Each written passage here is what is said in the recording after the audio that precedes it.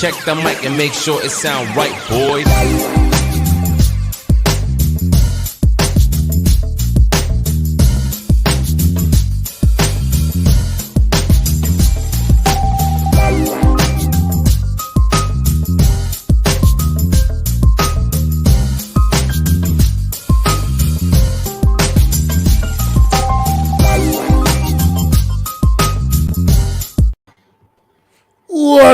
What up, New York Giant Nation and football fans all over the world. It is your boy, Mac, the Giants fan, with my guy, Adam Costas. This is the Real Deal NFC East Round-Up. Punch that intro, baby. Cash flow.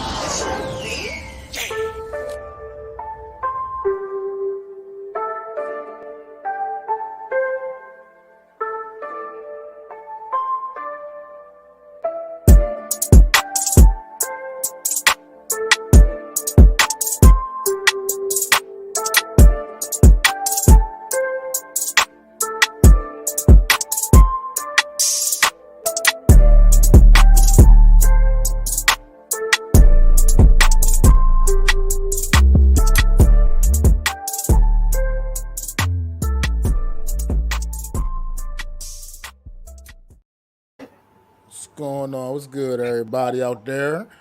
How y'all feeling today, man? How you doing today, Adam? Hey, I am good. I had to put the shades on because it's going to be a freaking fire out there. It's going to be so bright today. I hope you people are ready. I hope you're ready. You know why? Because this weekend marks the first weekend we get football from now until February.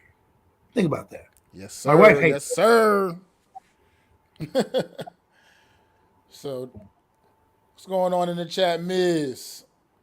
Logan, Randall, what's going on? Thanks for coming through, man. But yeah, this is Real Deal NFC East Roundup Training Camp Preview Edition. And we're going to be breaking down, previewing all these training camps for the NFC East teams, upcoming training camps. Rookies are starting to report to some training camps, as we already know. It's like my guy Adam Costas just said. It's really here now. It's about to be real. It's about to be real. Logan said, I'm a detective. Yeah, I'm searching for the next QB of the New York Giants. I haven't found him quite yet.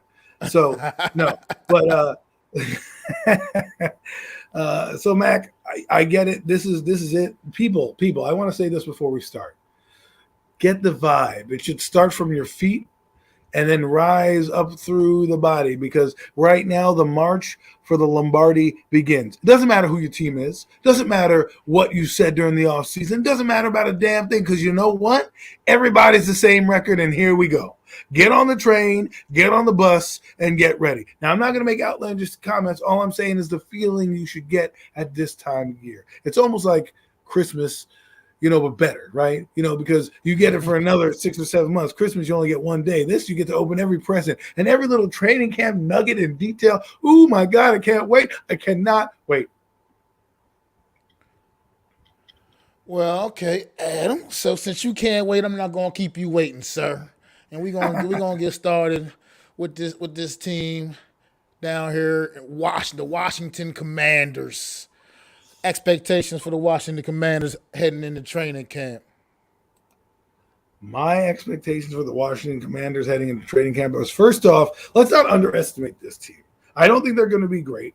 All right, I'm thinking like 9-8, something like that, 8-9 maybe. But they have a decent quarterback coming in, right? It's not Tyler Heineke. All right, it's Carson Wentz. I know people laugh at Carson Wentz, but let's be real. He was almost an MVP in 2017. Now, I know people say almost, but you can't fault him for hurting his knee, right? Like, it is what it is. The stats are there. The performance was there. He was MVP. Now, he had a fallout in Philadelphia, goes to Indianapolis, and kind of tries to resurrect his career. Now, on the flip side, the Commanders, that crappy team name, had a quarterback by the name of Tyler Heineke. Now, Mac, is Carson Wentz better than Tyler Heineke? He's significantly better than Tyler Heineke. Okay, so if he is significantly better, right, and that team won 7 games, you got to think that they're in the running for probably 9 to 10 with Carson Wentz. Wentz if you try to give him the same earmark.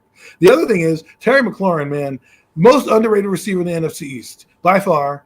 Doesn't get the pub. Even Kenny Galladay, who's done one leg Kenny, I like to call him, because it seems like he only has one leg every week he plays, always injured, missing something. One leg Kenny gets more publicity than Terry McLaurin. And Terry McLaurin is better, faster. He's going to have a competent quarterback. I've heard rumors, and again, there are rumors, and they're coming from the Washington beat reporters, that Carson Wentz has made this offense more dynamic, that Terry McLaurin cannot outrun Carson Wentz's throw. Unlike last year where he had, a noodle arm throwing to him, right? So he didn't get to do it. And he still had like close to 1,000 yards, if not 1,000 yards. Then I give him Carson Wentz plus Josh Dotson, who's pretty good. They have Curtis Samuel who'll be on the gadget plays. I really think their offense is going to be better than we think. I mean, I think their offense is going to be definitely upgraded, like you said. Just from when you upgrade the quarterback position, it's going to definitely make an impact. And I mean, for what it's worth, Taylor Heineke had that offense moving pretty decent. I mean, most of the season, he had his hiccups obviously along the way. But he is what he is. He's a backup quarterback. He's Taylor Heineke. I'm glad you said that because I think people forget about that. He's not good. Okay. Yeah, I mean, so what was that word you used? I think you said significantly better was Carson Wentz. I mean, he is. I mean, it is what it is. Like you said, Carson Wentz almost was almost the MVP of the league just a few years ago. Can't forget that, man. His skills he's been through a lot these last few years, obviously, from the Philly to the Colts, now in Washington, man. But this guy, man's got to get it back on track. And who said he's still a pretty young guy? It's not like he's some ancient old man. So he can get it back together. Carson Wentz can have his team really in the mix, man, because like we were speaking earlier before we went on air, man, this division is actually full of a lot of intrigue this year, man. That's why I'm so glad we're going to be covering it the whole way because there's so much going on, man. Like I said, we're the unknown. Giants are the unknown in this division this year. Washington is the team I think a lot of people are sleeping on. I mean, Dallas and Eagles on paper look like the the two front runners, but this Washington team right here could be sneaky good, man. And if they can fix up plug in the little couple holes they had on defensively last year, like back in that secondary, get that back in check, things can start looking up for this Washington team. Well, here's things, and I wrote some things down. Right, the Washington, I call them the Redskins, but for this purpose, I'll call them the Commanders. The Commanders have a lot going on with their owner, and a lot of craziness that's going on with their organization, and then you have their coach that's speaking out. So there's a lot going on distraction wise for this team.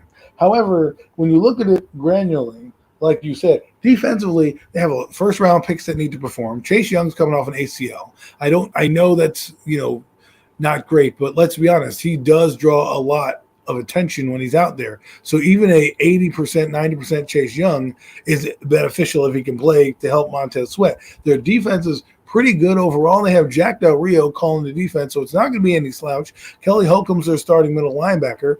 And we'll see where it goes from there. I think their secondary is a little weak, but we'll see what happens. But at the same time, you look at them last year. I think their defense wasn't atrocious, but I also believe their offense is going to help out that defense because we forget that now Carson Wentz, they have a decent running game, right? They have a plethora of backs, J.D. McKissick, Antonio Gibson, and they got the bruiser. They got Junior. I forget what his name is, first name, Brian Jr., his name, right? So they have some guys out there that are really going to be bangers, right? It's a matter of, like I said, Carson Wentz. Now, again, who does he have to play better than? Jalen Hurst? I mean, Daniel Jones? I mean, like, if you look at Carson Wentz, I'm just saying for real. Like, we're talking about Tyler Heineke had 7 wins, better than the Giants had all season, right? Now you put in a guy who's actually competent, and you're trying to tell me that he can't steal a few victories from Philadelphia, which he's going to play a revenge tour type of game against those people. Let's be honest. So let's say they win that game and they win a couple on the schedule against Minnesota or something like that. And here we are, we're talking about the Commanders now possibly fighting for a wild card, right? And with a lot of the other teams that are going on that we'll get into, maybe they have a chance to steal it. I mean, if we think the Giants and Giant fans who are, a lot of them who are on here, thank you for showing up, think that we have a chance to win this division, then what do you think the Commander fans feel when an actual quarterback who legitimately was in an MVP race outside of maybe Dak Prescott, all right? So I can't just poo-poo them now. Now, if they had Tyler Heineke, I'd be like, well, Giants have a better chance of beating the Washington Redskins this year than last year. But this year with Carson Wentz, it's a different story. And like I said, the rumors I'm hearing, he's doing pretty well. I mean, another thing, like you just on top of the Carson Wentz thing, the Washington Commanders are also a pretty well coached football team. Ron Rivera's a coach that's took a team to a Super Bowl. I mean, he didn't win it, but he's been there before. Great reputation down in Carolina as a head coach, and he's kind of turned things around in a sense in this Washington team as far as at least on the field the last few years since he's been there. So also keep that in mind and address like what Pat said, about their wide receivers. In my opinion, Terry McLaurin is the best wide receiver in this division. In my opinion, I know some people might want to say CeeDee Lamb or something, but I forgot about. AJ Brown is now in this part of this division, so I forgot about AJ Brown, but. Terry McLaurin is still definitely a stud, man. And Carson Wentz, he's just going to be what the doctor ordered for Carson Wentz because he hasn't. I want to touch on something you said in a few years. I want to touch on something you said. You brought up a good point that I don't think anybody hit on. The coaches, Ron Rivera, right? He has a history of building a program in Carolina, right? I know he has underachieved, but he went to the playoffs his first year. Right, the second year they didn't have the greatest quarterback situation, so they didn't win. So now he's in his third year with the same kind of system with an actual quarterback that's not a rookie, right? That he has to groom in. I could see things happening for this team. Like honestly, Matt, coaching does matter in the NFL. That someone brought that point up last night. That if you have good coaching, so if we believe that Ron Rivera is a decent coach, and you go down the list, I mean Daboll, McCarthy, and you have Sirianni. I mean. Sirianni, if you did not know what he did last year, you probably put him in last, right? Then you probably go Daboll and then, Rivera and then McCarthy, only because McCarthy won a Super Bowl. But with Sirianni up there, I think he's over Brian Daboll because he brought his team to the playoffs. So Ron Rivera is probably the number 2 coach in this division. Now, he did bring a team to a Super Bowl, so you could argue he's better than Mike McCarthy, and we'll get into the Cowboys in a little bit. But I'm saying I think you talking about coaching is a good point that needs to be addressed. I mean, you just can't forget that. I mean, Ron Rivera is a pretty fairly accomplished coach, man, in the league and in his division right now. Currently in this division, I mean, Mike McCarthy coaching the Cowboys, but I like Ron Rivera a little bit more as a coach than Mike McCarthy. So, and but back to this Washington team, man. Also, talked about Chase Young, man. How do you think that he's kind of impact he could have coming back off of that injury, man? It's just because it's not easy as we now know with our running back a year ago. It's not an easy injury to come back from and get back to. I think he'll depending on what they do with him in training camp. I'm assuming he'll be on the PUP list. But then if he gets off that PUP list, which, ladies and gentlemen, there's 2 PUP lists. There's one that goes into training camp where you can come off, and then there's one that goes into the regular season, which if you don't come off of, you have to stay 10 weeks, right? So, and then they have a chance to IR you. So if he doesn't make that PUP list, I think his impact, like I said earlier, will be appreciated on the field because just being on there. Because if you get an 80%, 90% Chase Young as he's getting back healthy, right, he makes a difference. I mean, JPP had a bad injuries last year for Tampa Bay. And I know you're like, well, we're NFC East. What am I talking about? Well, JPP still affected the defense for the Tampa Bay Buccaneers and was still a threat every time he played. So, and he had a ton of injuries that slowed him down. So as Chase Young grows back into the role of defensive end, barring any setbacks, I think he's going to change their defense and the complexion of it when he comes on there, allowing Montez Sweat to have more one-on-ones, allowing for people to have blocking schemes coming up the field.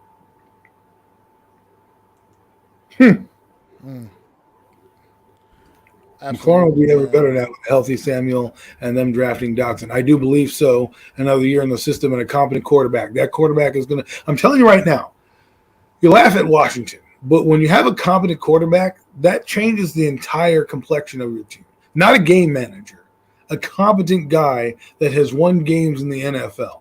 You know, Carson Wentz has done it with the Eagles. He's done it with the Colts, and now has a chance to do it with Washington. So expect him to be better. Part of the reason people just keep trying to be down on Carson Wentz so much is because these last couple of years have been a little bit shaky. It seems like even mentally for this guy, he can't get out of his own way. But he still has all the physical tools, man. And even last year in the app, I know we all know how the season ended. He couldn't go down there and get the job done in Jacksonville to get a playoff spot. But at the same time, Carson Wentz definitely has the tools, and I think this guy knows he's not going to get too many more opportunities. So he's got to make the most of this one here. And for what it's worth, he's back. He gets to play the Eagles twice a year, a team that, you know what I mean, he pretty much feels like disrespecting him in a sense when they drafted Jalen Hurts. So Big Pat wants to come on. So do you want to invite him quickly on? I mean, I'm fine with it. I gotta get him a link. Give me a second. Yeah, I think he wants to defend the point that we were making. I don't know. I think it's a Daniel Jones thing or something like that. But my point, like you were saying, man, like we're gonna move to defense here, but like I can't knock Chase Young for coming back, and they have what, Jonathan Allen, and then they have Deron Payne or something like that. Like they have decent players up front. Like, you know, they have, you know, were they a bad team? No. They were 7-10. I look at it like this: if our team, you know, played the way we played, right? And sorry, folks, it's hard to see your comments with these bona fide shades on, these stunner shades, but you know, you like them, so I'm going to keep them on for you guys. But the point is, if the Giants ended up 7-10, I think that'd be progress. This guy has won 7 games back to back, and his quarterback was terrible. Now you give him a guy, like I said, I think we're underestimating Carson Wentz. I'm not trying to inflate his ego. I'm not. I really am not. He's not great, but from what they had last year, absolutely better. Absolutely better. So that's all I have on the Commanders. I think their defense is going to be better. Like you said, Chase Young is a game changer. You don't draft him number 2 overall to then not have an impact. Pat, I just dropped the link in your Twitter inbox. But your eyes only, Pat. Don't be sharing that with everybody else. Can't be having a log jam of fans trying to get on here, trying to rip Adams' head off. But Washington, I don't know. Here's Big Pat. Let's see what's going on, Pat. Hello there. What's going on, fellas?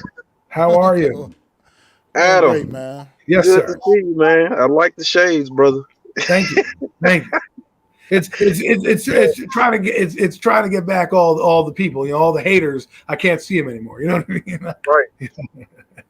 But I just want to I appreciate you guys actually doing this. I'm glad Miz sent me the link because YouTube be tripping.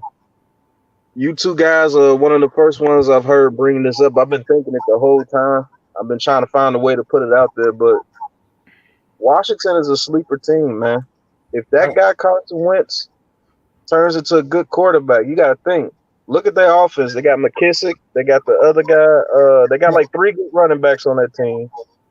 They have a decent offensive line, although they lost their guard. I forgot his name.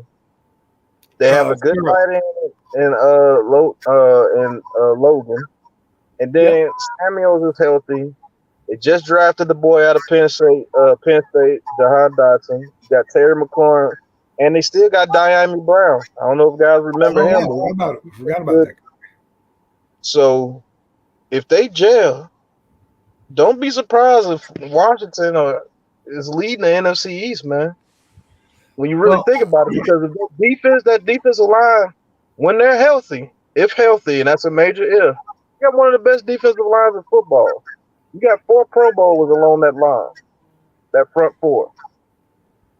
Now, the thing that's going to help us out is we got Evan Neal, and if Andrew Thomas is healthy, I'm not scared of the defensive line if Neal and Thomas is healthy. I think Neal. Go ahead, Adam. I think the thing that I want to say, Pat, what you're talking about with Carson Wentz is he has to be better than Tyler Heineke. Let's be honest. He's not like he's coming in replacing some Hall of Famer, right? And if you look at the Washington quarterback situation, they won 7 games and they won a playoff game with this guy the year before. Now you give them an actual quarterback who's competent, not an injured one in Alex Smith, right? And not a guy who probably should be flipping burgers at Burger King in Tyler Heineke, right? You have a guy who legitimately was in the MVP race, and he doesn't have to be that good. Like if he plays as good as he played with the Colts, this team is going to be, Something to be reckoned with. Exactly, and we want to talk about the Jacksonville game. Yes, he had a bad game, but the entire season he wasn't terrible. Like we have to call it pretty good. Wasn't he like 26 touchdowns and only like 3 interceptions or something like that? Yes, he had a decent year, Carson Wentz. Let me bring up the numbers while you guys, keep going on. Carson Wentz wasn't horrible last year.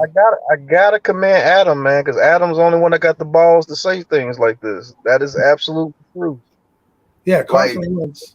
Thank you. I appreciate that. But Carson Wentz threw modest 3,500 yards. Okay, not great. He had 27 touchdowns and 7 interceptions. 27 and 7. That's pretty good ratio, man. For a team, that's a good ratio. I'll take that all day. And that was in the AFC South, right? In the AFC. Let me play advocate to what you're saying, though, Adam. I ain't trying to get you fired up, so don't take it the wrong way. Do you think that he had that success because of that running back over there? I think partially, yes. I think. Let me rephrase that. I think the reason why he doesn't have as much yardage as like he normally would have is because the running back was so good, right? So he didn't need to do as much in Indianapolis. Receivers weren't that great either, by the way. That's right. He had Michael Pittman. He didn't have a Terry McLaurin out there. So to answer your question, yes, the running back didn't help Carson Wentz in terms of the numbers, but I think it helped Carson Wentz overall. I think damn, what's his damn name, Adam? Jonathan Taylor. Yeah. Jonathan Taylor helped out Carson Wentz tremendously, but 27-7, those are damn good numbers because I think in the passing numbers, that 3,500 yards, right? I think you got to attribute that Jonathan Taylor would offer almost 2,000. And 1,800 or plus rushing. What was that? He went for almost 2,000 all-purpose yards. If he didn't get 2,000 all-purpose yards, right? So if you're that and your guy is balling out like that, that's what I can see. And look at it though, you don't have to put the ball. That also is a catch-22, right? Because then he doesn't put the ball in harm's way. So 27-7 is pretty good, man. Like, and now you're coming in. He's got a running back by committee, but there's still good running backs, right? There's J.J. McKissick is good. Antonio Williams, I'm not Antonio Williams. Antonio Gibson, pretty good. So I mean, like, if I'm a Commander fan, almost slipped there, fellas. I would be excited right now. I'd be excited because if the Giant fans think we can win the division, what are the Commander fans thinking? Who have a better roster, Okay. I didn't mean to cut you off, Adam. Go ahead. I'm sorry. No, I'm just saying, like if I'm their fan base, why shouldn't I feel just as excited? That's all. Okay, let's turn this NFC East roundup. This is my first time, I think, being on your NFC East roundup, Mac. Appreciate it. Let's turn it up a little bit. As far as the Giants concerned, how do we stack up against the Commanders? I'm gonna let you guys answer first, and then I'll answer if you want to do it that way. Well. Let's ask you this. How are we going? Are we putting roster to paper? Are we talking expectations? How do you want me to evaluate this so I can give you the answer that's the best? I want a full, true evaluation of the Giants. Who do you think will be starting? And based on who do you think will start, how do we stack up against who do you think will start for the Washington Commanders? Because we got a good idea who's going to start for both teams. Well, Mac, do you want to go down the list? We can go down the position and kind of give our evaluation that way. Because for me, they have an advantage quarterback on their end right there. Let's just check that box right off. Right there. Carson, you say Carson Wentz is a huge advantage over Daniel. Is it a huge advantage or barely? Or he's a better player than Daniel Jones. I'm calling it. I think right now he's not. Yeah, that wouldn't lump him into in the cat. Like if I was ranking putting quarterbacks in the category, Carson Wentz wouldn't be in the same category. Like Daniel right Jones now, would be Daniel he'd Jones be is probably in my rankings right now third in the NFC East in quarterbacks. If you go number one, I'm going to do production based quarterbacks. So I'm going to do Dak Prescott number one because of the production he had last year with the Cowboys. He threw damn near 5,000 yards, right? Then you have Carson Wentz, who had the touchdown 27-7. Then I would put Daniel Jones just in talent, and then Jalen Hurts. Now, Jalen Hurts went to the playoffs, so if you're talking about resume, he probably should be number 3. I'm talking about in terms of talent right here, right? We can go many different ways. So for me, the Redskins QB situation is slightly better than the Giants. I totally agree. Now, if we move on to the receiving game, I'm going to give advantage to the Commanders, only because Terry McLaurin has produced. Kenny Golladay hasn't done anything. Sterling Shepard gets injured coming out of the shower. And, like I said before, Kadarius Toney gets injured by putting on shoes. So there's nothing proven in that department. So I'm going to say advantage them, right? For now. Agree, because we have nothing to go on. We have nothing to base on but hope with our receivers right now. We don't know what. Exactly. I was getting ready to say the same thing, Pat. Hope is all we got is hope.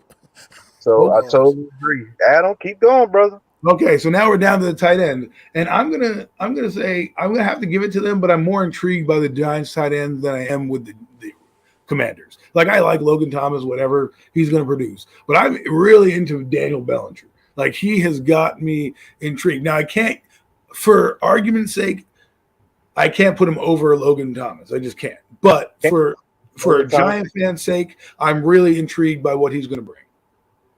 So slight edge, Commanders. Slight edge to the Commanders. Only offensively right now, slight edge QB.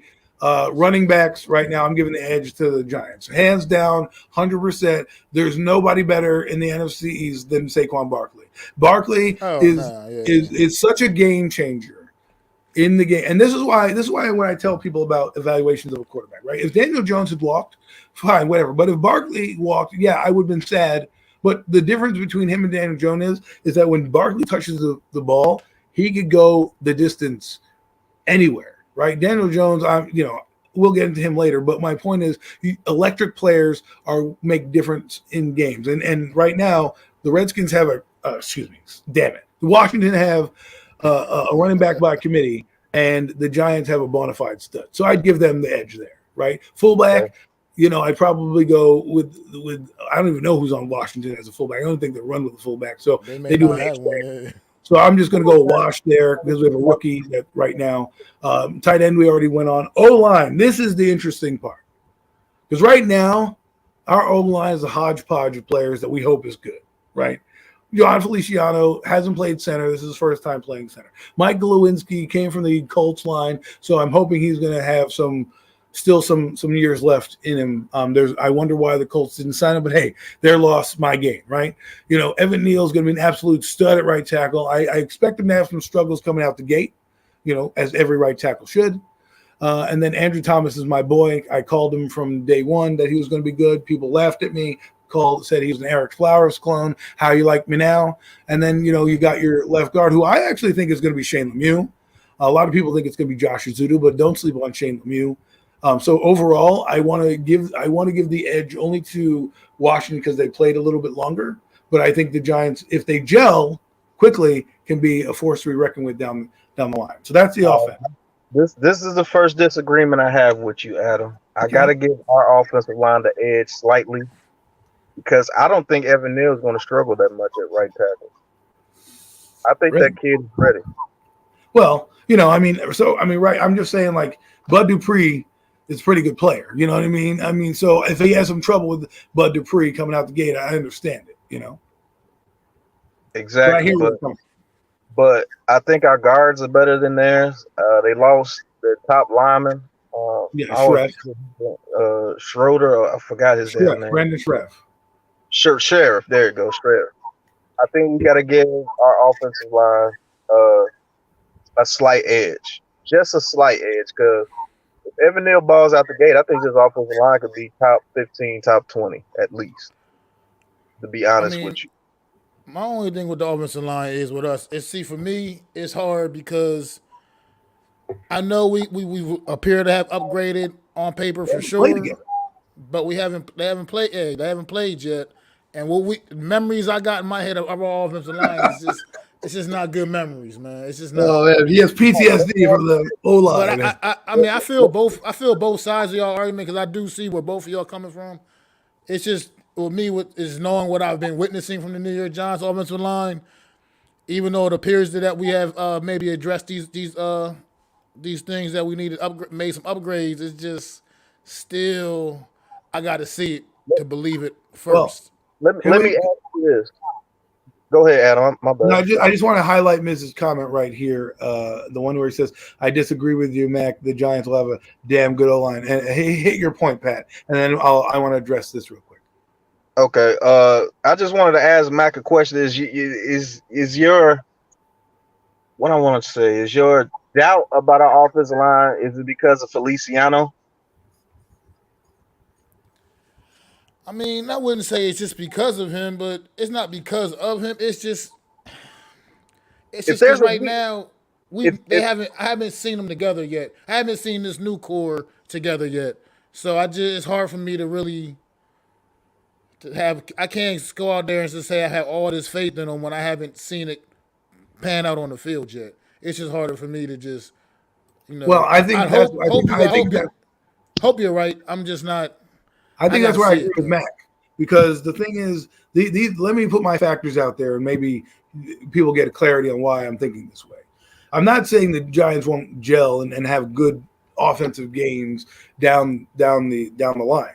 I'm just saying you're learning a new system, right? You guys haven't got to gel. They don't even hit. Pat, you and I know these guys don't even hit, right? So, if this were the 80s, I would be like, yeah, we have 2-a-days coming up. These guys will have time to gel. They're not probably even going to play the preseason much. So that right there, learning your players, that's what I think they're going to struggle in right now, advantage-wise. Now, if we do these questions mid-season after, the game is played, maybe my viewpoint will be different. Now, I know you're going to say, well, they could get injured and things happen. I'm just saying, right now, I believe the Giants' offensive line will struggle out the gate early a little bit and then right themselves towards the latter part of the season as they deal with less defense.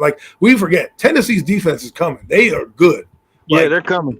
And for me, I can't just say, well, this offensive line is going to be great, and all of a sudden, they put up 9 sacks. They put up 9 sacks against the Bengal line that played together all year. That was a weakness, right? They're going to play a line that hasn't played together in all of the NFL, all their seasons, to come in now. I'm a little apprehensive, so that's why I'm going that route.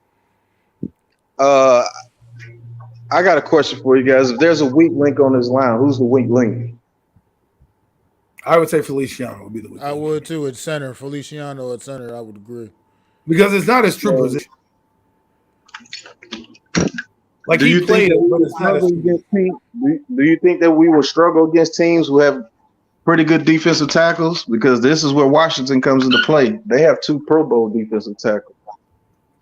Either one of them. We got a pretty good right guard. We got a pretty good right guard in Galinsky. That we know. We've seen him. We've seen what he did with the Colts. We know he's a good solid player at that position. But the left side is still that left guard position is still so up in the air right now. We don't even know who the starter is going to be yet. It's going to be tough to contend with Washington in the middle of that defense. The thing that I'm worried about is communication, because right now I believe the Giants are more competent as a line than they were last year. And by that, I mean, I think the players are a little smarter that they have. I think they have more agility to pick up stunts and things like that. The question is, will they be able to pick up the stunts right away as they're adjusting to the offense, right? Because, again, they haven't been in the offense for that long. We look at Buffalo, but Buffalo had 4 years of Brian Daboll before they became the juggernaut that they are now, right? They came in. Shane was there in 2017. Daboll came in 2018. 2019 they went to the playoffs, 2020, and so on and so forth, right? And they built their pieces like that. Right now, you're bringing in a bunch of guys who haven't played in the NFL.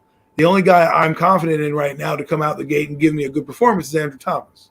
Shane Lemieux coming off a knee injury. John Feliciano switching positions. Mike Glowinski's now in a different offense. Got to get used to it. I know that Daboll, according to reports, makes it very easy on the linemen. So that's something I like to hear. I'm worried about the receivers mostly, but communication could be a factor. But I guess we should move on to the defense. not harp too much on that. So I would say, go ahead. Secondary, I think it's a clear win for us. Even though we lost Bradbury, I think it's a win for us in the secondary. I believe our safeties are better, and I believe our corners are better. All right. Well, I can't say anything about that because James Bradbury is – the only guy I like in our secondary bona fide is McKinney, right? McKinney, I know. And Adoree Jackson, I got to give him credit. He was good. I'll give you Adoree Jackson. 2 guys are really good in our secondary. The other 2, Love is steady, and then God knows what we're getting in Aaron Robinson. So right there, I got to give a little edge to Washington in that regard. I know they lost Landon Collins, but I heard their safety behind Collins is actually better than what Landon was, and will play the money backer or the I guess the dime joker they're calling it now position better. So I gotta see it on the field, right? I'm a little nervous, but again, gotta remember if they hold up, Washington. Go ahead. Well, Washington's got a cornerback, man. They got Kendall Fuller and William Jackson III. I mean, that's a pretty solid duo. That's not can't really sleep on those guys, man. I mean, their safeties are a little suspect, but I think I respect their cornerbacks, man. Well, if you wanted to tell me that they're like the linebackers, I feel are a wash, right? I think Blake Martinez is better than what they got in the middle, and Jamon Davis. Like, let's be honest, right there. I mean, if you're talking about other inside linebacker, I mean, Tay Crowder, I could take it 130 tackles, not too bad. There are other inside linebackers, what Kelly Holcomb. Okay, well, all right. I mean, you could say Micah Parsons, kind of same player. Then you got the outside linebackers. Now, this is where it gets interesting for me.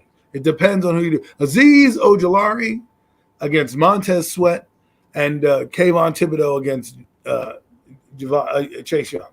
Man, I love it. I'm going to be a Giant homer here, and I'm going to just pick the Giants because I just love what they're doing. And Chase Young's not going to be fully healthy, so this is my Giant homerism right here, right? If we talk about production, which people tend to throw out the window, according to somebody last night who told me Daniel Jones is better than Russell Wilson and Joe Burrow, but I guess going to a Super Bowl and winning one doesn't really matter these days. Then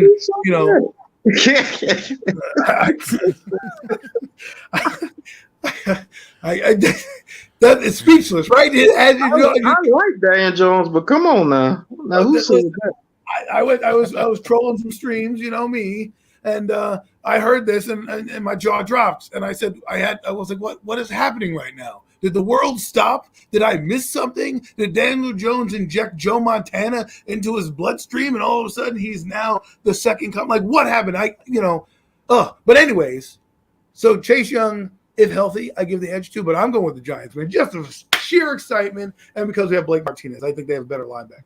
You want to know why I would give the edge to the Giants? I don't know, Mac. If you look like you wanted to say something, go ahead. Oh no, go ahead. You can finish your thought. You know the reason why I'm gonna give the edge to the Giants? I think Thibodeau is a better player than Chase Young from the jump. I'm just gonna be honest with you. I think he's better than Chase Young. Really? And yes. I mean, we could talk about this. Can you tell me why? If you want to talk about it offline, we can talk about it. Definitely. And I think Ojulari and Sweat are a wash, but I think Ojulari is going to have a monster season this year, man. That dude put in some work this offseason. Boy. And to think about it, now Williams has a chance to be Williams again. He has a chance to be Leo Williams again because all the pressure is off of him now. Well, I mean, six and a half sacks was pretty good, considering that he was double teamed most of the time. I mean, he went from 11 and a half to 6.5. Adam, they say he was overpaid and tried because he didn't get 15 sacks, even though he was the only guy on the defensive line that you respected. What in the hell? What? Oh, God. This is why it hurts my head when we do things like this. Production. Watch the film. Look at what you're watching, right? Leonard Williams was a disruptor. Probably the highest disruptor rate in the NFL with defensive tackles. Okay? Or defensive most of the time. Right? He's been in his career, sorry to cut you off, Mac, one of the top pressure gainers in the NFL. He may not have contributed. His year that he had 1.5 sacks, something like that, he was leading the league in pressure rate. Right. I don't know. I don't know why it's Leonard Williams, man. That guy is a beast, yo. So imagine Leonard Williams still doing that production, getting pressure rate with Thibodeau and Ojulari coming off the edge now. I think our front seven is just as good as the Commanders, if not better. Well, the only caveat I would say is the gel factor. I know that we don't want to take that into consideration, but Wink Martindale's defense, they still have to master. As much as we want to say they mastered in training camp, until the real pressure's on there and guys, kind of get you out of your comfort zone. Because remember, you, me, and Mac both play football. Practice is very controlled, right? You can control everything that goes. So, yeah, a guy looks good in practice, but then when the chaos happens and, his guy gets, taken out by another linebacker or a tail whip or something happens that's crazy and you're one-on-one, will you be able to win that match? And so for me, I only worry about that coming out the gate. But like I'm with you. I think the Giants are oozing talent from their Ojulari. But Mac, give the floor back. I'm gonna always have to play a little bit of devil's advocate. I just can't help it. Yes, I can't. Yes! It's the old school in me. I can't do it, man. See, there's a difference with all of that. Valid points. You guys all both made too, by the way. Valid points. But with Washington, for instance, with their front seven, we know how disruptive they can be. Truthfully, we're hoping to get that from the Giants. That's like you said. Once again, this is what I've been preaching all season, man. We're so much of the unknown. We're hoping for a lot of things. It looks good on paper, but we still don't really know because we haven't seen it yet. We know what some of our certain individuals can do, like you were just talking about Leo, what he can do when everything is right. And we hoping that everything's going to work out with Aziz this year, working hard all off season, like you said, all season. It's coming in Jack, like you said, ready to go. Maybe with Kayvon Tibbs on the other side, and if he can be the star that we all hope he can be, it could all look good. But if things go left, we'll get to Dallas, Miz. It could get ugly, man. I mean, we're going to get to Dallas in a little bit. We're going to get to Dallas in a little bit. We're going to wrap up Washington in a minute. But we're just, right that's now. all I'm with it. I'm just with it. I'm one of those at this point, as much as I love this team, we've been bad for so long now that until I see us be good again, it's just hard for me to, I will give you a clear advantage. Put myself out there. Kicker is a clear advantage. I know that people want to laugh. Graham Gano is the truth, man. Like that guy is a weapon that hopefully we don't have to see as much, but can be utilized more in clutch situations this year. I know people. I don't want to see a whole offense full of field goals because that's freaking boring. But again, I also have confidence the Giants can line up and kick a 56-yard field goal and be the ones that walk off with a win, right? As opposed to getting walked off on like they have the last few years. But I think we should move on from Washington and head towards I think the team that we all hate, the Lone Star State, the Dallas Cowboys. And let me introduce the Cowboys, Matt, because I have a few notes in here that I'd like to talk about. First off, the things I want to mention about the Dak Prescott Dallas Cowboys are, one, they lack right now, first, Jerry Jones, right? This is one of the most off seasons that was not the Cowboy off season. They lost a lot of players. They're retooling. They've done a lot of things, but there's some things I want to touch on. Like, for example, the guard they got, Tyler Smith. I think he helps the line out pretty well. I think, their offensive line has been pretty good these last few years. Whether you like to admit it or not, I hate to say this, people, Dak Prescott's better than we think. Okay, you guys may not like him. I don't like him as a quarterback. He's not my guy. But if we're looking at production, the guy produces. Now, he hasn't been clutch because in the playoff game, obviously, he didn't do well enough to win. He had 50% completion percentage, which is never good. But my point is, the guy is a regular season guy. He's a decent quarterback, and you got to give him that. And so that's a good start. I do like their receivers. I think Amari Cooper was okay. I don't think they're going to miss him. CeeDee Lamb's going to blow up this year. Michael Gallup, people are sleeping on.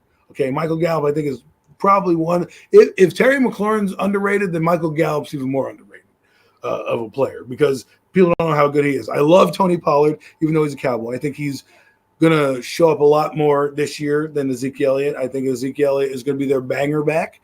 meaning like he's gonna give you a few carries at the beginning of the game, loosen up the defense, and you're gonna have Tony Pollard. And then at the end of the game, when they're winning, you're gonna see Zeke Elliott again. And then of course you have their other receiver that they drafted, and then they got James Washington. So I like their offensive pieces. I don't think they're going to be as good as last year. I think NFL Network had them at 9 wins. I had them at 10 in our NFC Roundup table. Right? You had them at 10, Mac? Yeah. So 9-10 wins. That's what I think their roster's built. Defensively, the only guy you really are scared of is Micah Parsons. I'm not really afraid of Diggs. Why I'm not afraid of Diggs? Because, yeah, he had 11 interceptions, but he gave up the most yardage as a cornerback in the NFC. So, like, great. I'm robbing Peter to pay Paul. Okay, great. You intercepted the passes, but if you don't do that every year, you're getting burned left and right. So he really has to improve that in that. And I like what Micah Parsons brings. Obviously, they moved on from Randy Gregory. They got Dante Fowler, who I don't know how I feel about him. I feel like that's a Cowboy retread that's all of a sudden going to blow up because he's in Dallas. I just feel like that's the guy that he'll walk into Big D and be like, and they'll know how to, and Dan Quinn will know how to use that guy. And all of a sudden you're going to see Dante Fowler with like 10 sacks this year. It's going to be crazy. So the Cowboys probably number 2 in the division. For me, I think still Philadelphia on paper looks better than the Cowboys. Then I would put the Commanders. But, Mac, how do you feel about it? And Pat, we'll get your thoughts. Dallas, though, with me, like you said, we're going to start with Dak. Dak Prescott, he's already shown me what he can do in the regular season, and that is, like you just said, a lot. But at this point with him, it's time to make that next step in the postseason, man, and get some big wins under his belt. I'm tired of watching Dak Prescott beat up on a little guy, and then every time he got somebody equal in his face, it's like he's a different quarterback. He just can't seem to get the job done. Will CeeDee Lamb be ready to handle the pressure of being the number one guy in that receiver room? I think he can handle that. I think he can definitely handle that. And like you said, Michael Gallup, if he can come back from this ACL tear, he's definitely as legit as it gets as a number 2 receiver in this league, man. Definitely slept on, and that dude is clutch. He's made big catch after big catch after big catch for Dallas all the time. I mean, we Giant fans, we definitely should know about Michael. Some couple of the big catches Michael Gallup has made late in games for the Cowboys when they really need. Seems like every player catching the Giants these days. Whenever they need a play late in the game somewhere, man, Michael Gallup seems to be that guy that shows up. And then also that tight end, Dalton Schultz, man. They took care of him this offseason with the contract, and now he's ready to go, man. He emerged last season as a legit threat at the tight end position. The Cowboys just keep finding these tight ends, man. They just keep stumbling across these tight ends to keep that offense going, man. So with the running back situation, how they're going to handle Pollard and Zeke, I mean, it could be interesting. Like you said, Pollard's more of a home run hitter, but Zeke can definitely wear a defense down. And I think Zeke might be coming out with a chip on his shoulder this year, to be quite frank. You think so?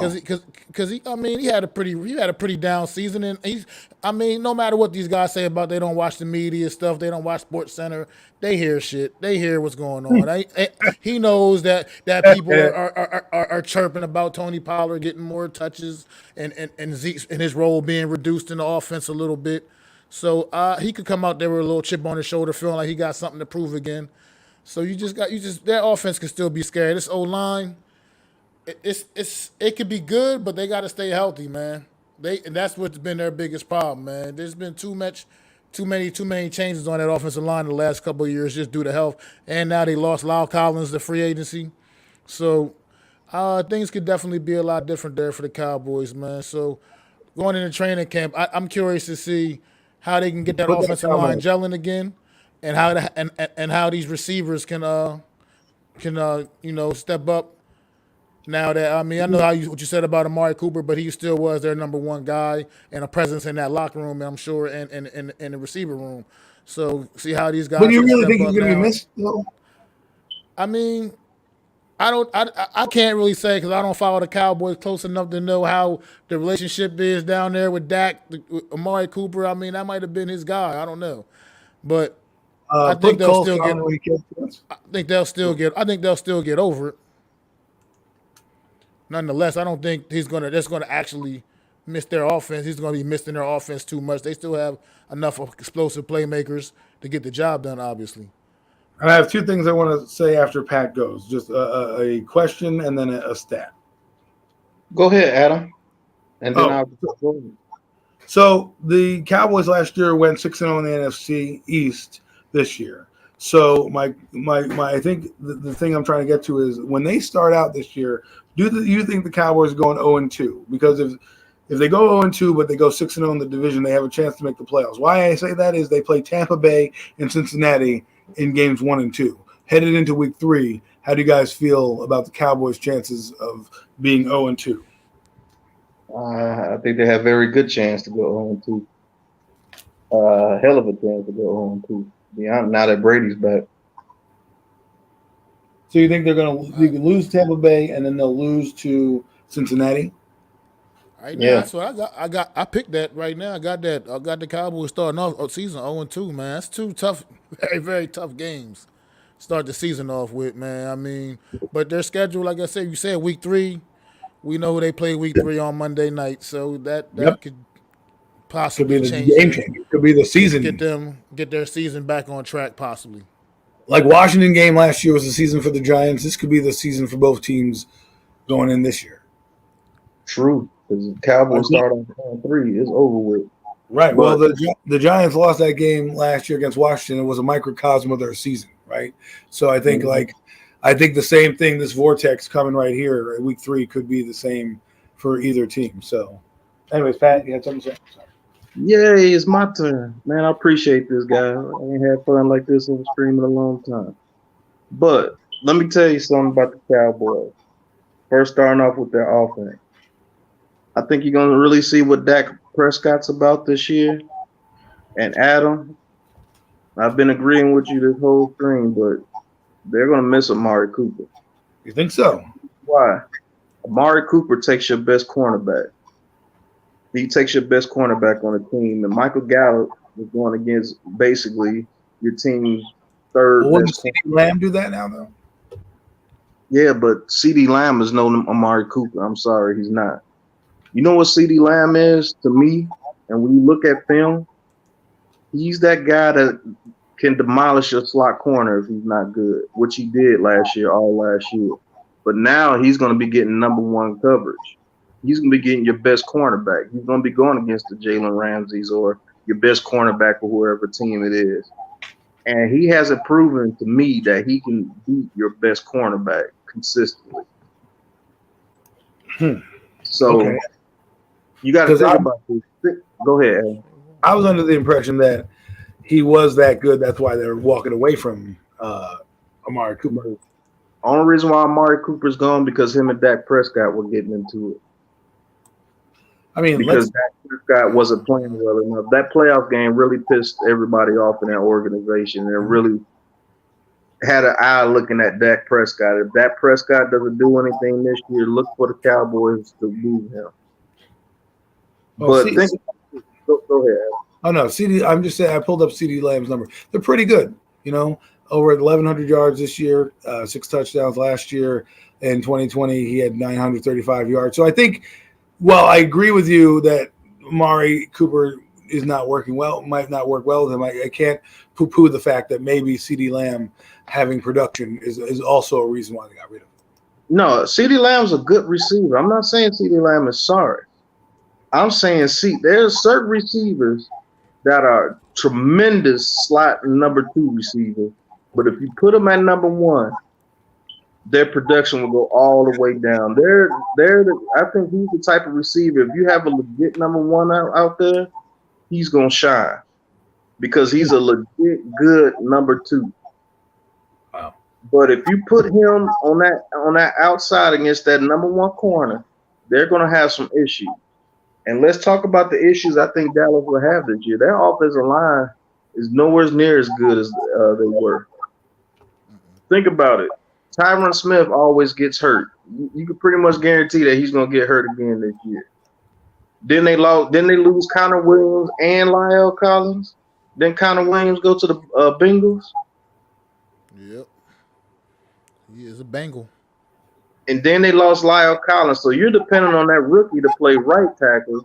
You're depending on Smith, who always gets hurt. If Smith gets hurt this year, oh my goodness, that offensive line is going to almost look like how our offensive line was. Watch what I tell you.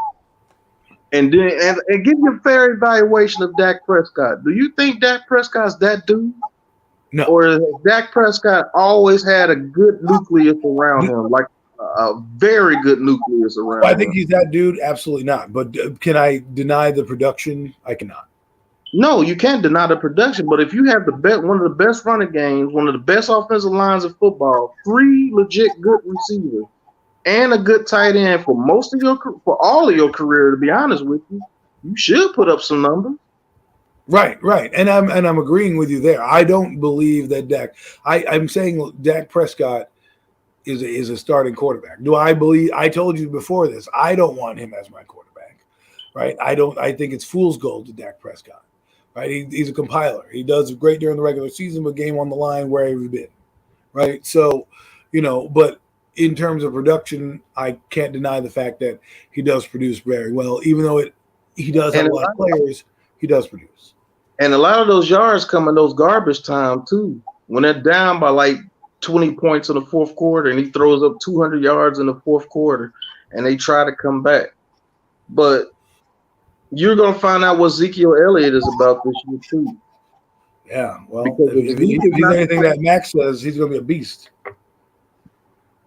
Yeah, if Zeke's not the same, if Zeke is not that Zeke from his rookie year to about his third year, he's gonna struggle. He might get traded during the trade deadline, and they'll give it to Pollard.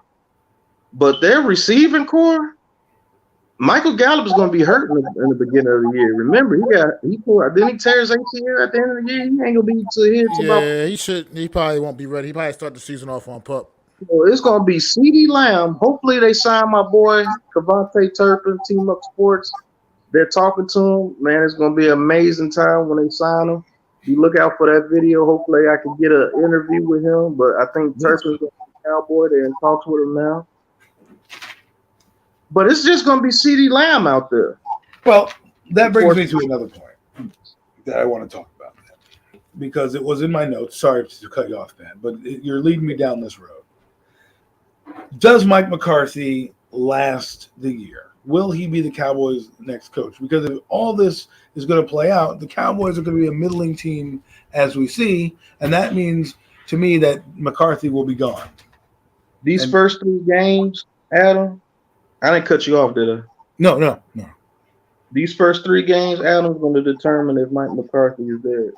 I think they're going to lose those first 2. When they turn around and they lose to us, which I predicted them to be, and they start off 0-3, you're going to see Mike McCarthy probably gone by week 10. Damn. He's going to be out the playoff race. Well, nice knowing Mike McCarthy. Whew. You can see Jerry Jones firing him in the middle of the season? I mean, I guess if it's that bad. Because look, this is their last shot. That window is closing. Think about it. Dak Prescott getting all that money cost some key people to lose. They lost some key people. And speaking of their defense, you got a lot of film on that defense now.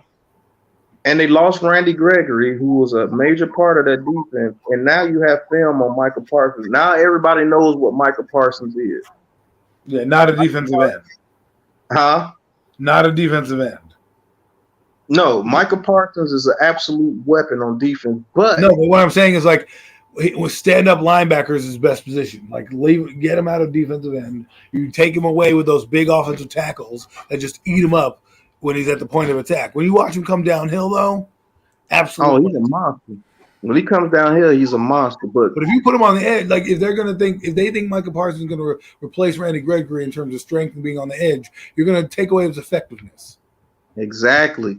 And then there's going to be a lot of teams that put a lot of 5 receiver sets against the Cowboys. You want to know why? Because Michael Parsons is a liability in coverage. Absolutely. You gotta play to your strengths against them. Michael Parsons disrupted the league a lot last year, man, as a rookie. So people gonna be ready for him. Up a defensive end and pass coverage. When you put Michael Parsons in coverage and put him in that open field with them 5 receiver sets, which we can do, So can the Commanders. So can the Eagles.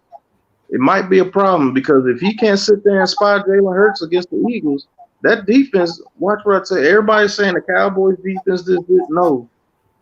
They were an unknown, and nobody knew what Micah Parsons was. He was creating so much havoc on that defense last year that allowed it allowed Diggs to undercut routes and play and not play and jump double moves and stuff. Now, when you're not getting that supreme pressure because people know what Micah Parsons is about, unless your team is just overwhelmingly sorry compared to them, now those double moves count even more against Diggs because he's going to give it up because he's still going to think it's going to be like last year and I could just jump anything and pick it.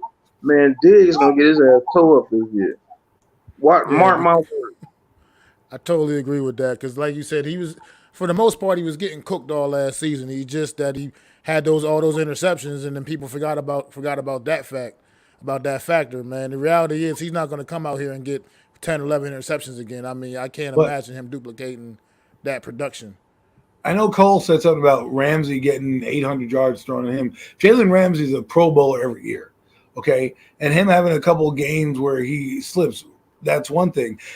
Diggs got beat up and down the field. It was masked. Remember Stevie Brown of the Giants? Stevie Brown, who's the safety for the Giants, got like 12 interceptions, some ridiculous number. Masked how bad he really was.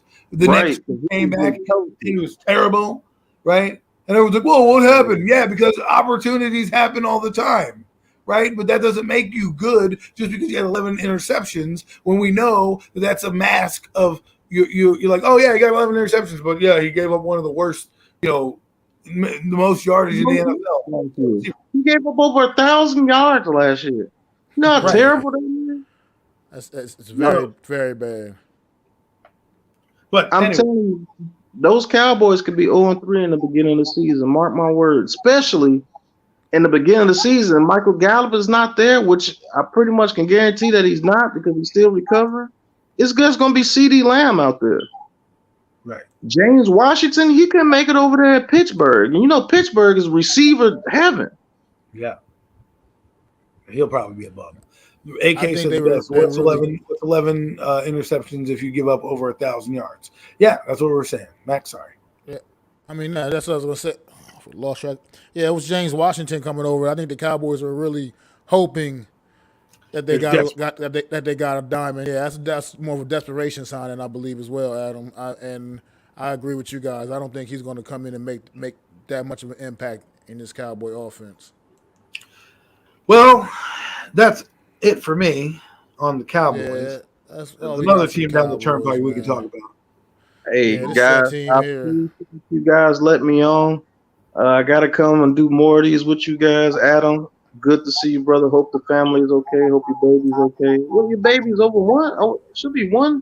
It's coming up to be one, yes, in October. Thank you for looking out, Pat. Always a pleasure to have you. Love what you guys do. Appreciate you stopping on. This is the first of many shows that we're doing with the NFC East Roundup. I think we've got a good thing going here. So, I know most of y'all probably already subbed up to Big Pat, but definitely sub up to Big Pat's Sports Talk for sure. Doing big things over there, man. You're doing big things. Yes, sir. We're almost at 8. We're almost at 2,000. Got a couple. Congratulations. Wait for 2,000. So I appreciate all you guys, man. Good fellas like you guys. Appreciate letting me on, but continue to do these NFC East Roundups because, man, we're going to have a blast doing this during the season. I can't wait to see Adam go off, boy. It's going to be hilarious. I'll try to save those for the 16 weeks that matter, right? 17 weeks that matter. Right. Y'all have a good one, man. All right, Pat. Thanks for coming on, man. I appreciate it. All right. That leads us to the dirty Philadelphia Eagles. Mac, I don't know if you're closer or if I'm closer, but we live in Eagle country. I'm sure I'm definitely closer, brother, because like I said, I can leave out my house right now and be at the link in half an hour. Ah, ah, so can I. It's terrible. We're like at the vortex, me and Mac, of where we live. Okay, we are in between hell and high water right now. Okay, we cannot get away from this team. I had to buy the extra package thanks to these losers on my team because they're all around here and they had to get the Philadelphia feed. Well, I don't want to listen to it. Okay, I don't care about Century City. I don't care about a Philadelphia cheesesteak, and I sure as hell don't care about the Philadelphia Eagles. With that being said, though, as an NFC East Roundup, let me get my fandom back in. Pat got me all fired up. He said he wanted to see me get a little frothy. Well, here I am. Rah! Philadelphia gets me angry. You know what I mean? Well, let's get into it. I don't know. I don't know. You want to start off with Jalen Hurts, man? I don't know how you feel, Jalen Hurts.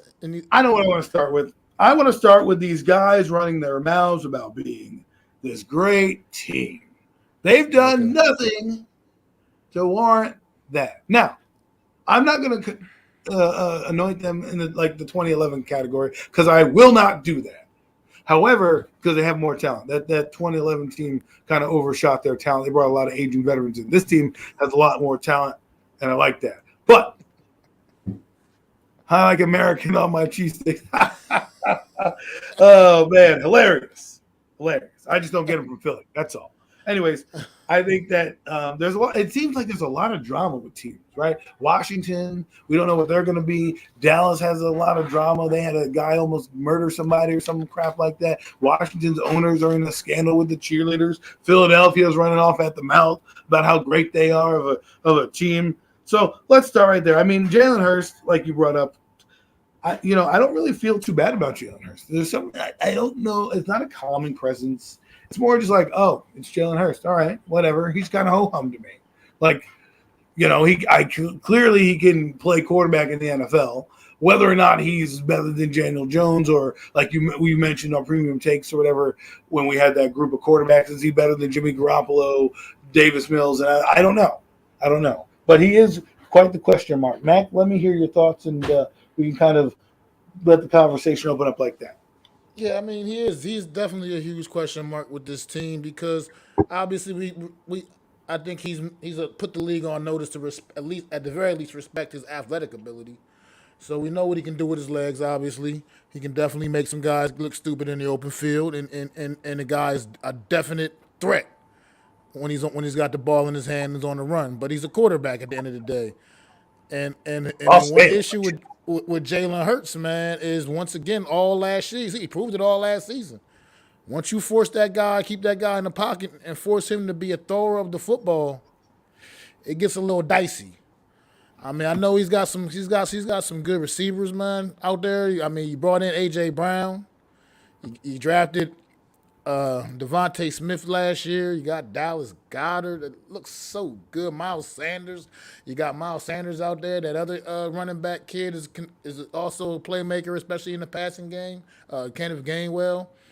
But Jalen Hurts got to still be able to get the ball to these guys, man. And I don't know how accurate this information is, but I've been hearing it ain't exactly been, a harmonious introduction for Antonio and A.J. Brown with his new quarterback, man. It's not exactly looking too sweet right now, but it's still obviously still early in the process. I want to mention one thing before we continue with the Eagles. Cole says AK didn't give up over 1,000 yards. AK Diggs didn't give up over 1,000 yards. Yeah, he didn't give up over 1,000 yards. He gave over 1,068 yards. Okay, 1,068 yards. Last time I did math, that's over 1,000 yards. But that's okay. It's all right. You can be a delusional Cowboy fan, but let's keep it rolling. Okay. What were you saying? Sorry. Oh, it was just, speaking about, Jalen Hurts and his things that he needs to work. I mean, he clearly needs to be a more confident passer in that pocket. Do you think needs to be able to? I got to see it. Once again, I got to see it to believe it. I mean, of course, he's an NFL quarterback. He's going to make a throw here and there, but I feel like if the guy's not wide open, Jalen Hurts ain't going to hit him, man. He's got to be able to make those tight window throws with more consistency. And he's got to have, like I said, he's got to flat out have more confidence in the pocket because For what it's worth, he's got a whole season worth of tape on him now, you know. So defensive coordinators going to come out a little better prepared for him this year. And they're not going to make it easy for him. They know what his weakness is. They saw what his weakness was. So they're going to do better to keep him contained. Try to keep him contained and keep him in that pocket and force him to use his arm to beat them. And he's got to prove he can do that. And it doesn't matter who his receivers are. He's got to prove he can hit them. You and I agree that he needs to take that next step. But let me ask you this. In that next step, do you think that the running game and the O-line, which you do believe is coming together, is going to be able to help kind of mitigate that shortcoming?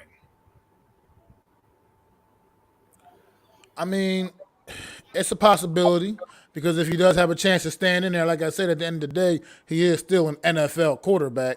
Right. So, I mean, I guess almost any of these guys with right time and with good time, without the pressure in their face.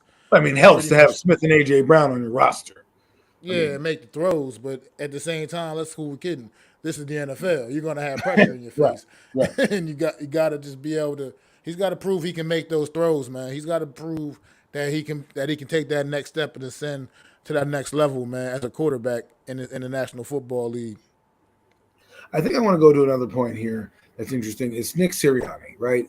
What will his second year be? Will he be able to grow as a coach in his development? Because we forget that these guys are coaches as well. They've never been head coaches in their own right? Brian Dable the same way. You know, the two most experienced head coaches are with the Commanders and the Cowboys, right? Which, you know, gives them a leg up on some of the things that we talk about here. Will he be able to, you know, adjust the same way? Because remember, if Jalen Hurts doesn't take the steps needed, the Eagles can still function with the Jalen Hurts they had last year, right? They could still be, they won't be the 11-win team that I think they are. They'll be more of a 9-win team, but they can still function with him. Now, will Sirianni be able to do what you're saying, and that's kind of get Jalen Hurts to be here? Because if you look at his progression, Mac, we're only in year 3, right? So he went in year 1. In year 2, he played. He improved on what he did from the previous year, right? There were some shortcomings here and there. Now, can he take another step in year 3, right? Because this is where the development process is. We, as Giant fans, forget that because we have Daniel Jones, and so we want to make excuses every left and right. So, but here's the make or break year for Jalen Hurts. He has an O-line. He has a running game that we deem is going to be better. We believe the O-line is going to be better. That's why on paper I think they're going to be well, because I don't think they're going to put him in harm's way. If Nick Sirianni feels Jalen Hurts can't pass, he's going to develop an offense that's still going to get his playmakers the ball, but also not hurt his quarterback's chances. But let's move to the defensive side. That's where I think they're the most intriguing.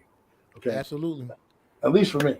I know they have Brown and Smith on the offensive end, but they were one of the worst pass rushing teams in the league last year and getting pressures. Now they have Jordan Davis, they have Kobe Dean, and they have Hassan Reddick. Now, let me know what you think of what Hassan Reddick may bring to that team that some people are lacking when they watch this Eagle team, and your overall thoughts of the defense. I mean, well, he's going to bring a guy that over the course of the last couple of years has proven he's going to command a double team most of the time. So that's going to potentially help open up someone else on the other side. I'm not sure whoever their other edge rusher is. I mean, they got, a couple of other guys that do. Yeah, they're going to have I think it's they still have they have Barnett still, or whatever his name is. But they have Brandon Graham and Barnett. Jumps off sides all the time, that guy. But but he's a regular old Eric Flowers. So Hassan Reddick could bring, and Jordan Davis in his own right, the rookie. I mean, he could be a big disruptor in the middle of that defense. You think he's going to have a big impact this year? I think he could. I think he legitimately could, man. Him and Fletcher Cox, man, it's going to be a lot to handle. It's going to be a whole lot to handle in the interior of that defense, man. And then, so like you said, with Hassan Reddick coming out there, man, it does change the dimension of things. And I'm going to straight up tell you this: Kobe Dean, that's potentially could end up being the steal of the draft, flat out. Wow. No reason that man should have lasted. Man, Max forgets we're not on premium takes. We're on the NFC East Round-Up show. He's dropping premium takes for you right now. Okay. So Kobe Dean steal of the draft. I mean, it could potentially work out that way. I mean, I think this kid's a baller. I think he's legitimate. I have no idea, Wow. truthfully, why every team in the league, was passing up on him for the first couple of rounds of this April's draft. But he's gonna go out there and prove people wrong because that kid's an actual baller. The Eagles got to steal with that one. I'm still upset about that one. You know, it's funny because you look at the Eagles right now, and I like what they did with James Bradbury on defense. I think people are underestimating how good Bradbury was. He's going to be a good player for them. You know, he's not a flashy player, so don't expect that, but expect what you got from the Giants. A hardworking guy that's going to get you three to five interceptions and kind of lock down the receiver. Remember, he's not the number one, so you know who's the worst receiver on many teams that you play? The number two receiver, right? So now you have a number one corner who's playing a number two receiver. Advantage Eagles right there. And I think overall, I don't know how you feel, Mac, this team to me has less question marks than most of the teams going in the NFC East, especially the one that's coming up behind that we're going to touch on in a little bit. But I feel like for me, when I look at the Eagles, while I see that there's a lot of ifs and buts, I still see a team that's probably going to be number one in the division. They have a lot of, a lot of talent. You know, a lot of depth behind that talent, right? You know, they're getting rid of Rager. They got AJ Brown. They got Darius Slay. They have James Bradbury, like you said, Nakobe Dean. They have Brandon Graham. They're going to be overall a pesky team to deal with. And building off of last year, I think that's what I'm basing my thought process on.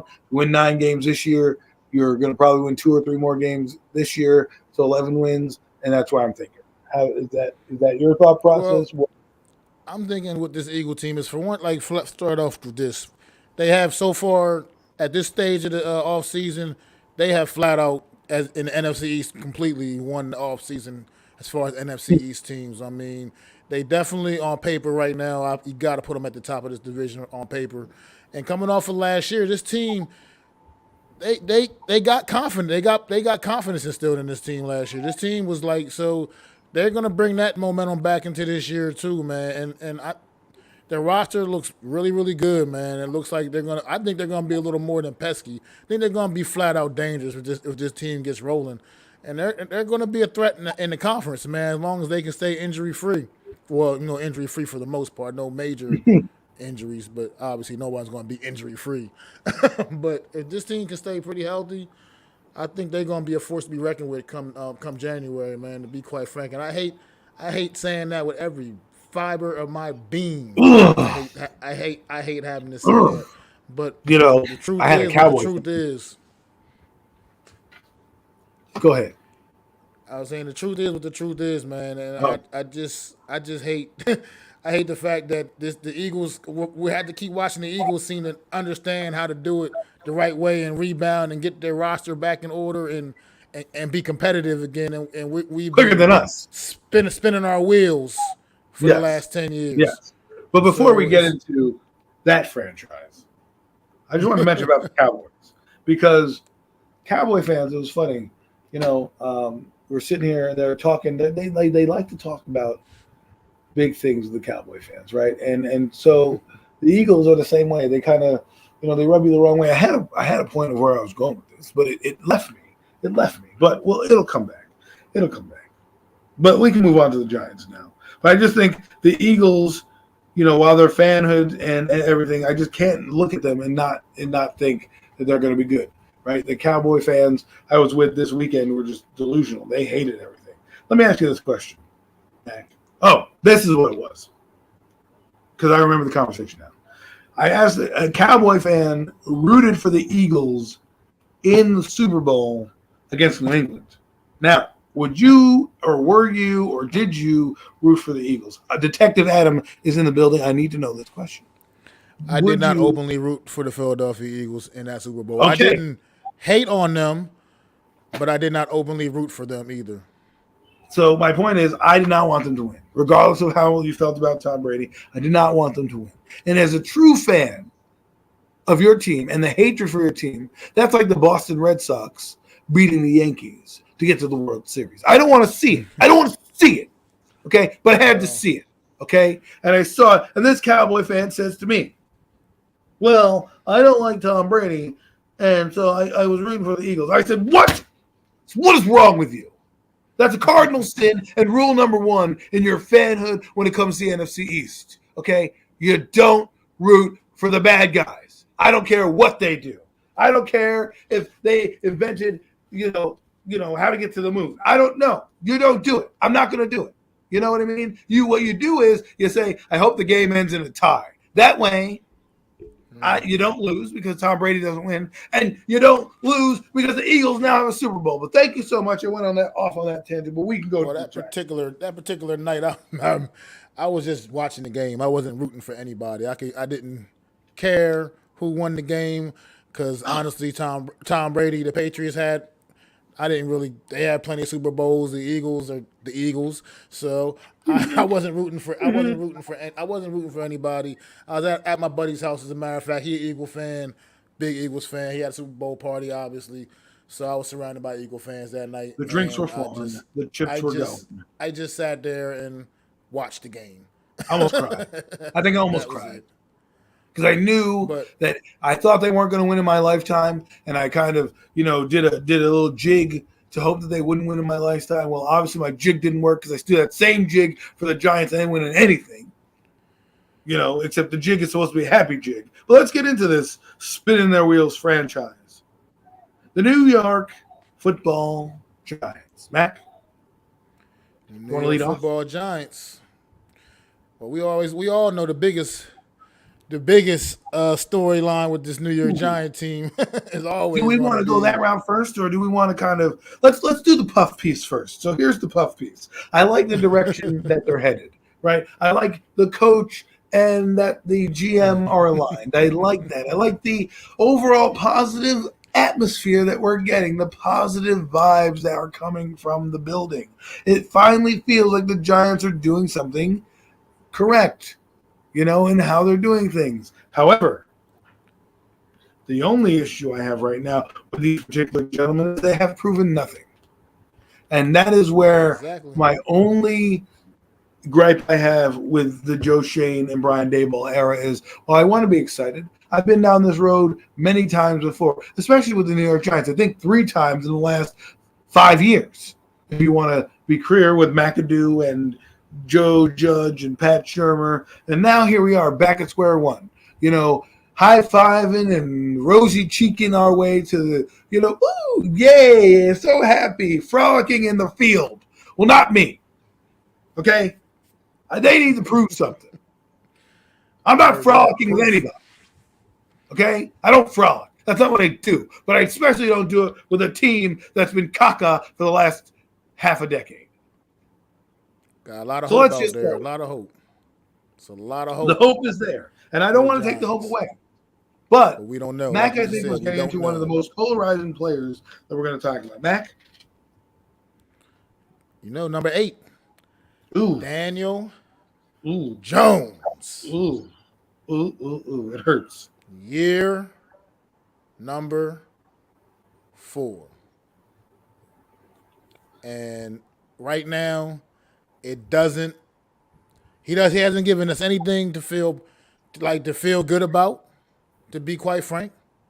I know about all the offensive line been bad, running game's been bad, because Barkley's been banged up the last couple of years. Oh, this. It doesn't matter. It matters, but it doesn't matter. Because he's also himself is not showing us enough. Regardless of all of that. He's not showing us enough. He's just not. He's still got to do more. You got to work with what you got, man. That's what these players do. That's what the NFL's about. That's what the greats do. You got to work with what you got, and you can't. You go out there and he runs out that tunnel each and every week, and he knows his O-line is bad, so he has to do something to be able to counteract that, to be able to figure out a way to make plays, even in the face of adversity. You think Joe Burrow had a great offensive line last year? It wasn't even great. It was just average. But he still made do and made enough plays to get his team to the Super Bowl. It's just you gotta show me something, Daniel Jones. and I haven't seen it, man. If your rookie season is looking more and more like just a complete flash in the pan. I know Well, you have Pat Shermer, who people consider, I guess, a better offensive mind, at least more modern offensive mind than Jason Garrett. But that's still not an excuse, man. That can't be your excuse to just not be able to make plays. not yes. Like Yes. you, Right. you gotta show us something more. So right now, there's a reason this team didn't pick up your 5th-year option. It's because this regime is not married to you, but they are going to put up with you at least one more year, and let you and see what you got, man. So, But he. Let's go. What you got, Adam? so I don't really want to talk about Daniel Jones. He makes me sick talking about him. Well, I will because we have to. And the only reason he makes me sick is because what you said, Mac. You got to look at what the talent tells you. And I had a question with somebody who was not a Giant fan, actually. I'll be honest with you. I was interviewing with somebody on an interview, and they were talking about the Giant fan. And we were trying to get to know each other, and I said, he's like, what do you feel about the quarterback? He's like, I don't really like him. I said, okay. Or I'm indecisive about him, something like that. I said, I got a question for you. Joe Burrow, do you think he's good? He said, yes. Justin Herbert, do you think he's good? Yes. Matthew Stafford, do you think he's good? Yes. My point is, we're indecisive. A friend of mine said to me, your indecision is your decision. The decision to keep Daniel Jones was because of one thing. John Mara came out and was like, well, we gave him the raw deal, blah, blah, blah. And oops, he fell into Joe Shane and Brian Daboll's lap. Okay? And now you're trying to tell me that this reclamation project, who, by the way, Jimmy G is not getting any love, right? People would think his career is a little better than Daniel Jones. Daniel Jones hasn't done much. And I'm not talking about the excuses that Mac brings up when they talks about the offensive line, because we know that. I'm talking about the functional things that he does, right? Will he control the chaos? It brings me to two questions, actually. One, do we think Jones can shoulder the load of carrying this team? Because as of right now, Mac, it seems like he cannot do that.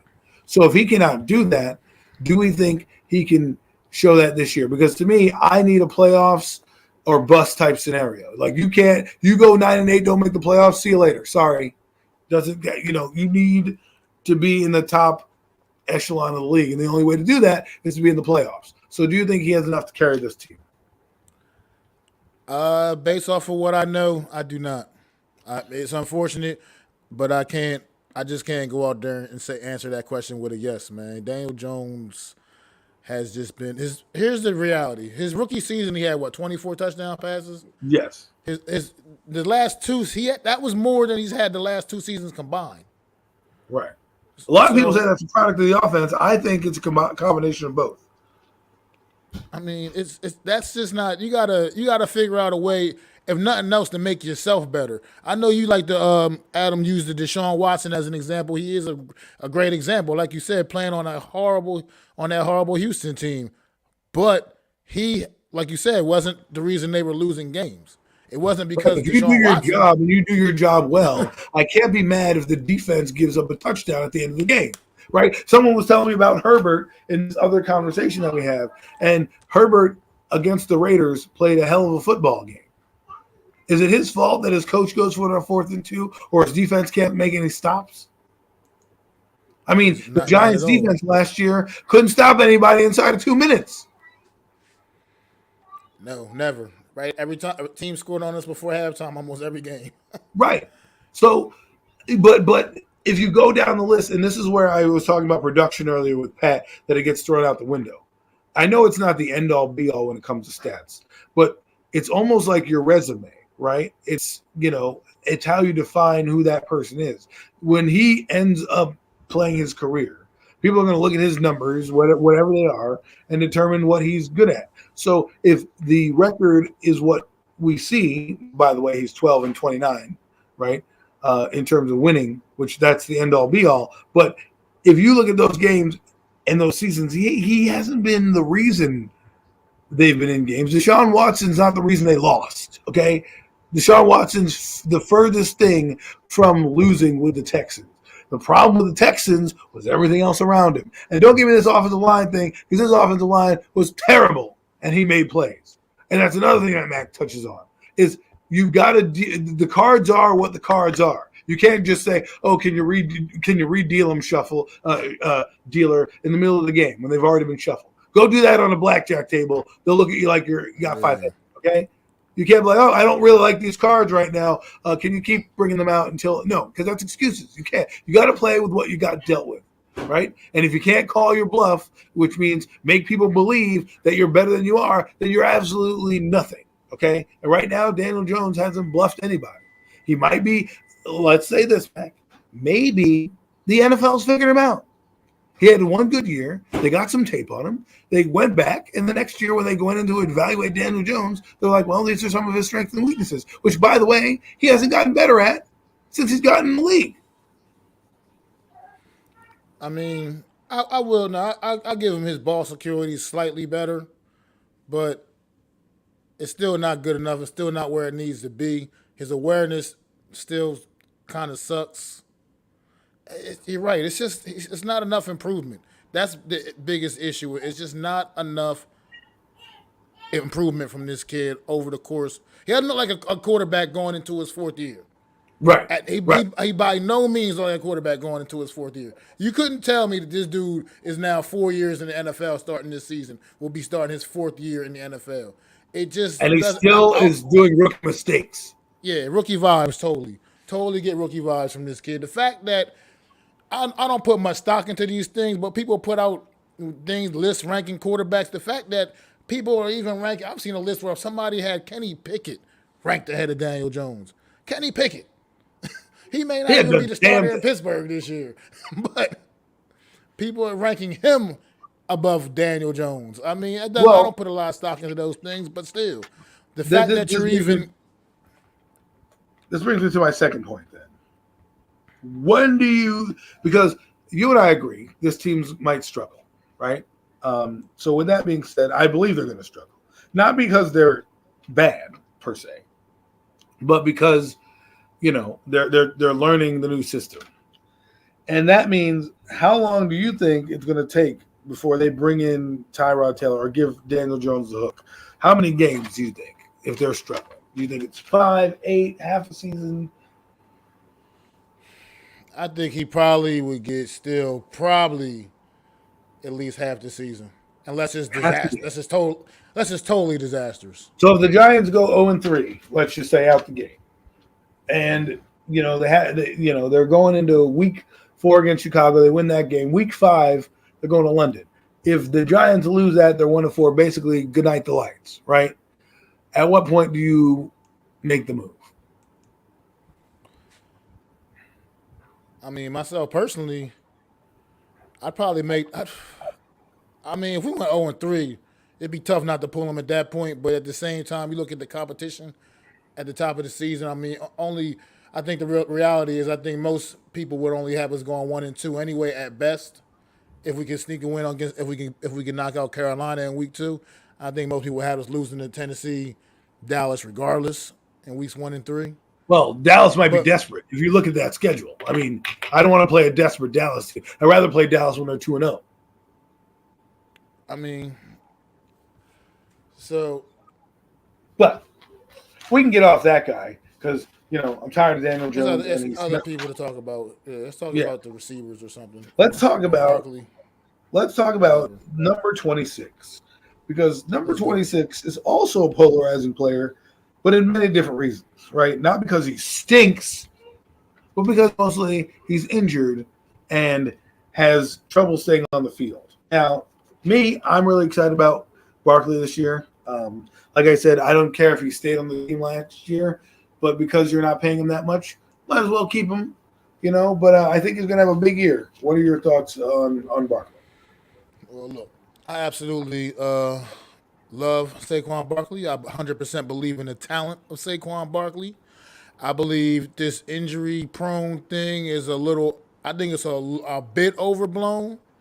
I mean, because the reality is he tore his ACL. That happens to a lot of other players, you know what I mean? And he ended up missing his 3rd season. Yeah, his 3rd season, he ended up missing all of that. Came back last year, and it was a very slow start to the season for him. And he, as week in and week out, it progressively He started getting a little bit stronger, and then he had another fluke injury last year, stepping on somebody's foot, spraining his ankle, and it just derailed his season once Bad again. luck. But that such a fluke, man. But this guy, when he is healthy, the the things he's put on tape when healthy, when 100% healthy is just it's unfathomable. People can so many people have just wanted to give up on this guy so fast. I just can't do it. Like people can complain, hindsight's 2020. We should have took Quentin Nelson. Should have never spent number 2 pick on a running back. No, I can't do that. I can't be one of those guys because I was ecstatic when we drafted Saquon Barkley. Ecstatic. Wait, if you loved him his rookie year, then you can't be that guy that turns around and ground him. You know, like, oh, no. And by the way, his rookie year, want to get back to that, he did that on a bad football team. A bad offensive line. He was getting hit 5 yards in the backfield, people. Literally, 5 yards in the back. But also the one thing I will say is he had Odell Beckham out there, which might have helped open things up a little bit as far as space in the defense. But I just want to say go back to saying, like, if this receiving core can stay healthy and also show the ability to make some plays, that could help open up Saquon Barkley again as well, because I think we will have an improved offensive line. I like to hope we will anyway. And that's going to definitely help things out with number 26, man. I think he's still a player, man. I think I was talking about Zeke Elliott with a chip on his shoulder. Well, Saquon Barkley is also another one of those guys that believe you. He's hearing everything people are saying about him, calling him washed, calling him a bust. He hears that shit, and he's going to come out with a big-ass chip on his shoulder as well. He wants to get his bag, right? So this year is the year of decisions for the Giants. What decision will they be making? Moving on. I think they're going to move on from a quarterback anyways, but Barkley I'm excited for. Let's move on to the receivers real quick and the tight ends. We'll group them together. The skill position players.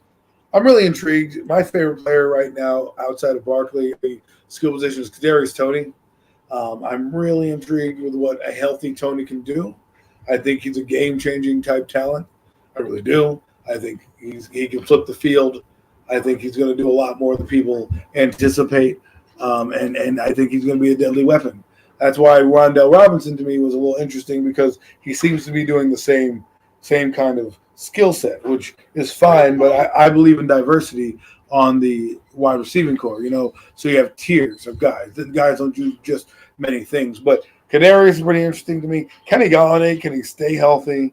And I'm not talking about like just get on the field, do something. Sterling Shepard, I feel bad for. I don't know what his role is going to be on this team. I really don't. I'm hoping he does something, but every time I hope he does something, it ends up failing later. Sterling Shepard's a tease. He really is. You're like, oh man, we got Sterling Shepard this week. Up injured. Oh, we got Sterling Shepard this week. Stubbed his toe. Give me a break. And then, I'm intrigued by Robinson. Let's see what he can do. But Daniel Bellinger on the tight end position, he's really my excited piece. I don't know why, but I just like this. We have a tight end. Well, I'm gonna tell you why. Tell you why, because everything you're hearing coming out of everything about this kid you've heard since we drafted him, since it has just been nothing but good. Everything. You haven't heard anything negative about this kid, and like I said, I was very excited about this selection the day we drafted him in round 4, I believe it was. Or yes. Round 4. Yeah, round 4. I mean, I thought he was kind of a bit of a steal at that late. I think this kid's talent is a lot more than people were giving him credit for. People had him labeled as like more of a blocking tight end. It's good. He can do that too. I think they got him early. I thought he was going to go in the 5th round. So yeah, I mean, he got him. I mean, he's a good blocking tight end, but he also got hands. I hate to use this analogy because people are going to hate me, but I think he's like the younger version of Kyle Rudolph. What we were trying to get with Kyle Rudolph, a guy who can pass, catch, block, make the yardage, give you some big plays here and there, or Jason Witten or Greg Olsen, that type of guy to me, a guy that can block. I love it. Haven't had a tight end. Don't tell me about Ricky Seals-Jones, please. That guy is. I'm hoping we get the next George Kittle. That's what I'm hoping for, man. I'm not going to go that far. I'm going to say more of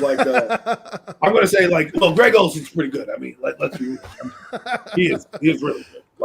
But I'm hoping for a half a version of that.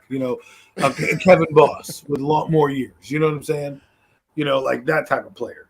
Don't give me Ricky Seals-Jones because that guy's booty. Okay. But I am intrigued by Jordan Aiken and Austin Allen. I really do like those two guys. I think Austin Allen is a developmental piece. If he makes a team, then that shows you how bad everybody else is. But I'm intrigued by Jordan Aiken. He's with his tight ends coach from Houston. They came over together. Well, they didn't really come over together, but when Dable was hired, he came over, and so. I wouldn't be surprised if Jordan Aiken is the number 1 tight end, Dylan Bellinger's number 2, and everybody else falls into place. But what are your feelings on the receivers and tight ends, Mac, besides Bellinger?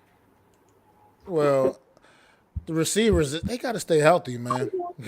Availability is your best ability, man. These cats our receivers ain't been healthy for the last few years, man. It's just ridiculous.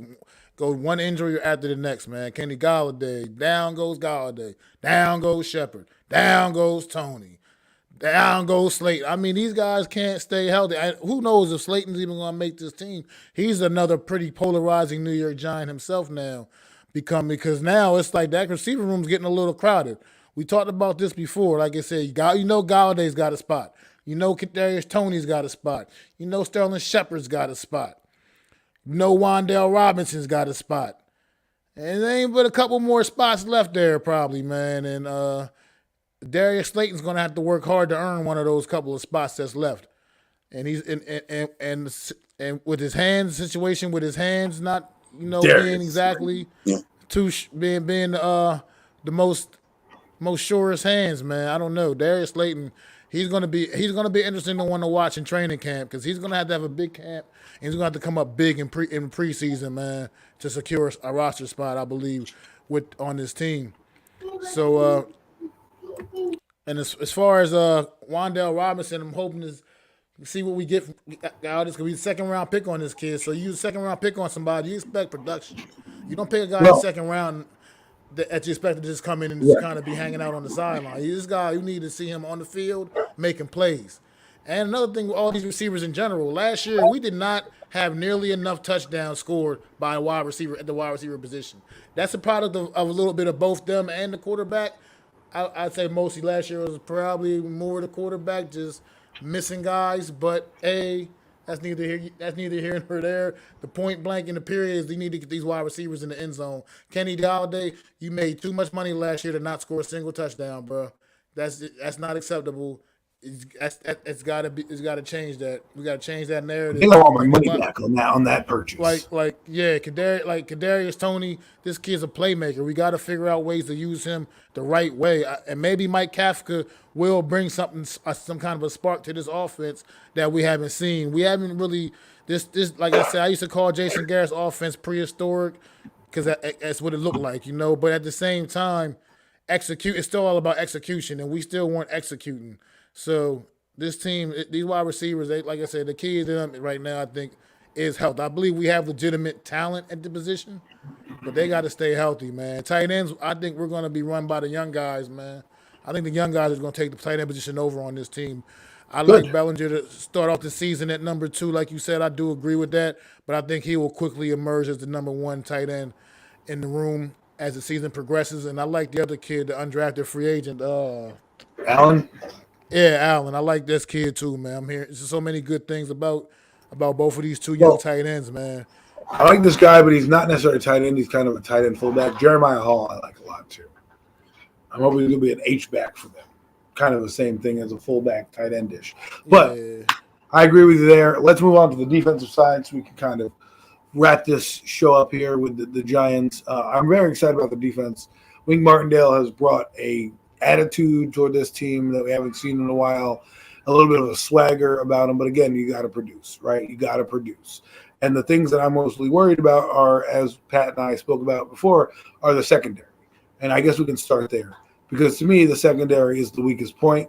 I think it's going to be the point that's going to probably cost us games in the long run. And what I mean by that is, like, listen, Aaron Robinson's Aaron Robinson. He hasn't started. He hasn't seen everything. Nor is Rodarius Williams, right? If you're going to roll with these young guys. Proven talent. Right. If you have rolled these guys, there's going to be things they haven't seen that Aaron Rodgers is going to give them a double take. Oh, look, there's Aaron Robinson versus Aaron Rodgers. Rodgers is going to look left, throws right, touchdown, right? You know what I mean? These things are going to happen. So when they happen, I don't know. But hopefully they don't happen. And then when they do happen, we can overcome them. That's my biggest weakness about this defense. I think it's going to be pressure-oriented, which also is going to lead to losses because Wink Martindale didn't stop bringing the dogs last year, even though he had a bad defense corner-wise. My question to you is, Mac, do you think he'll adjust this year, or is he going to stay true to himself and keep blitzing, even though he might not have the horses for it? Nah, I mean, Wink's a old dog, man. He ain't coming out with too many new cute tricks, man. He's gonna do what he does best, man. And this defense got to be able to answer the bell. And that secondary is going to be a question, and we're going to find out. New York Giant Nation, we gonna find out how valuable James Bradbury was, because people have been sleeping on that, acting like no big deal. We got Rodarius Williams, we got Aaron Robinson. They're not James. They haven't proven to be James Bradbury yet. One of the hardest positions to break into in the NFL is the cornerback position. So we're gonna find out how valuable, how much this defense missed James Bradbury. Probably right out the gate, because Wink's defense, like you said, very aggressive, blitz heavy, and those corners, they got to be able to cover. They got to be able to cover. You got to be able to make plays. So we're gonna find out, man. A lot of young guys, a lot of question marks there. I mean, I know Aaron Robinson showed flashes, but he's got to be able to put it together. Now he's gonna have to be the guy, and other kind of, so to speak. So yeah, but it's also about depth too, right? What happens, God forbid, Adoree Jackson pulls a hamstring for a game or two, right? And so now you got two young guys. Let's say this happens, right? Giants are 2-2 per se, headed into London against Green Bay. But the caveat here is Aaron Robbins, Adoree Jackson went down with a twisted ankle. He won't be available this week. So now you have Aaron Robinson and Rodarius Williams now out there against arguably one of the best quarterbacks of our generation. And I know people are going to say, well, Aaron Rodgers doesn't have the same talent, but that's what a great quarterback does. He makes mediocre talent better. Now he's going to have mediocre talent going up against mediocre talent. So, absolutely. So, we're going to. It's going to be a wait and see. I think the preseason is going to be critical for those guys out there, those young guys getting some reps in the preseason, that was when we dropped another place we dropped the ball at last year. I feel like Joe Judge just did not. He took the preseason for granted a year ago. I feel like that young team definitely needed more reps than he gave them. So hope this regime does not. Hope Dable has more sense than that and knows that you can't go out there scared of guys getting hurt, man. You got to get these young guys the reps and get them used to NFL football. I always equate it to a boxer, right? You don't tell a boxer he has a fight, and then 6 months or 6 weeks later, you jump into him having the fight with limited training or sparring. It's not going to be a good fight, and that's what happens in the NFL. Is that these teams hold back on certain players, which some have earned the respect to. Tom Brady, Aaron Rodgers, some of these guys have, but a lot of the young guys have not. And I always feel like if you're going to play a physical sport like this or a violent sport like this, you need to know what contact is going to look like. You know what I mean? You can't just open up and then on 9/11 against Tennessee, you get your bell rung because you haven't hit anybody all year, right, or all season. And I think preseason this year, especially for this team, this Giant team is very young. I know a lot of people say we have talent and we're excited. Like Kayvon Thibodeau, love what they're doing with Kayvon Thibodeau, right? But again, he's a rookie. We got to let him learn. Absolutely. We got to let him make his mistakes because the problem. Go ahead. I said he's going to have growing pains. That's like as good as he is, he's going to have growing pains. It's not like that is a fact. I expect him to come out and be Lawrence Taylor week one. I mean, that's just not.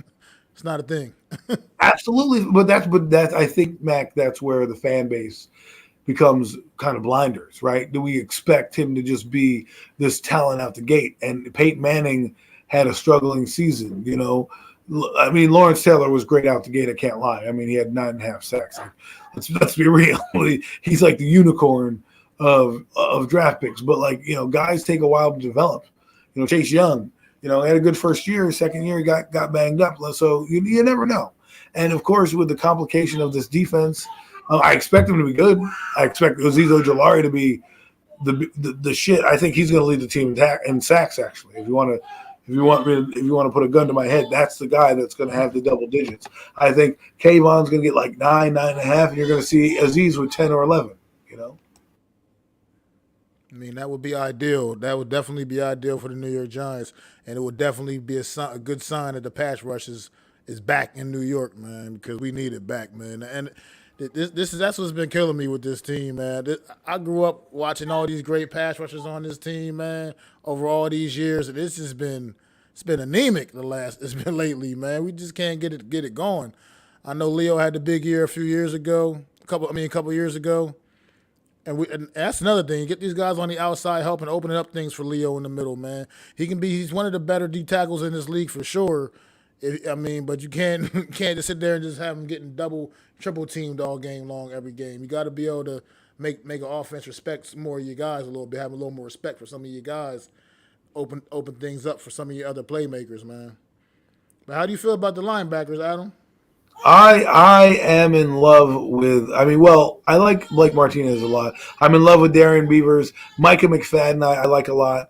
I think we really need to upgrade on that second linebacker. I like Tate Crowder, but the guy comes in fundamentally unsound. Every time I watch that guy going for a tackle, it's like he's looking at his feet, and that's not what you want to do when you're going in for a tackle. I mean, your head is down. You know, you need to go and lay the lumber. And sometimes he also gets caught up in the wash in the middle. I think the departure of Blake Martinez last year hurt us more than we think, right? We don't realize how good of an impact, like the James Bradbury thing. We don't realize how much of an impact he was until he's gone. I'm going to think you're going to see a little different attitude out of Blake Martinez.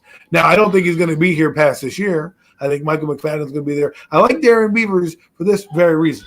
He can blitz, and I think that's what they want from their middle linebacker in this defense. They want a guy who can kind of pressure the quarterback. Look what they did with Tyus Bowser and a few other players, Patrick Queen.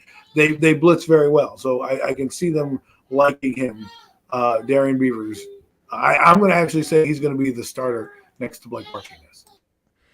Well, the one thing about Tate Crowder, since we brought him up too, you brought him up, and Tudo just mentioned something too about him. He's not a tackler; he's a grabber. Tate Crowder, interesting thing about him, he was Mr. Irrelevant a couple years ago in the draft, the last selection of the whole draft, and he's still fairly new to playing linebacker. He didn't get recruited to the University of Georgia as a linebacker, if I'm not mistaken. I believe he got recruited as a running back. I believe you are correct, my friend. And so you got to put that in a perspective with Tate Crowder too. So he's kind of made it to the NFL basically just off of sheer, I guess, athleticism and just raw talent. Right. And Mr. Irrelevant is relevant, you know? The fact that he's done the things he has these first couple of years is kind of that's kind of what I do like to see. I like to see a player that's actually developing. You know, he's maybe not quite ready to be thrown out there as the guy yet, as he had to get put out there last season. But at the same time, he's definitely a developing young player, man. And I really like to hope to see him do well because I think his story is pretty interesting considering. I like him too. I just think he can always upgrade. I think upgrade, and I think the problem is that Wink Martindale wants their guys to blitz. And Darren Beavers is a little bigger than Tate Crowder and coming in on that blitz, coming downhill to take on running backs. You know, I think he'll play a role in the nickel defense, predominantly a nickel backer, where he'll probably be a spy when they play like a Lamar Jackson or those type of quarterbacks. So I could see him having a role in this defense. I think he might be pulled off the field on third down, depending on down and distance in terms of blitzing and in terms of short yardage.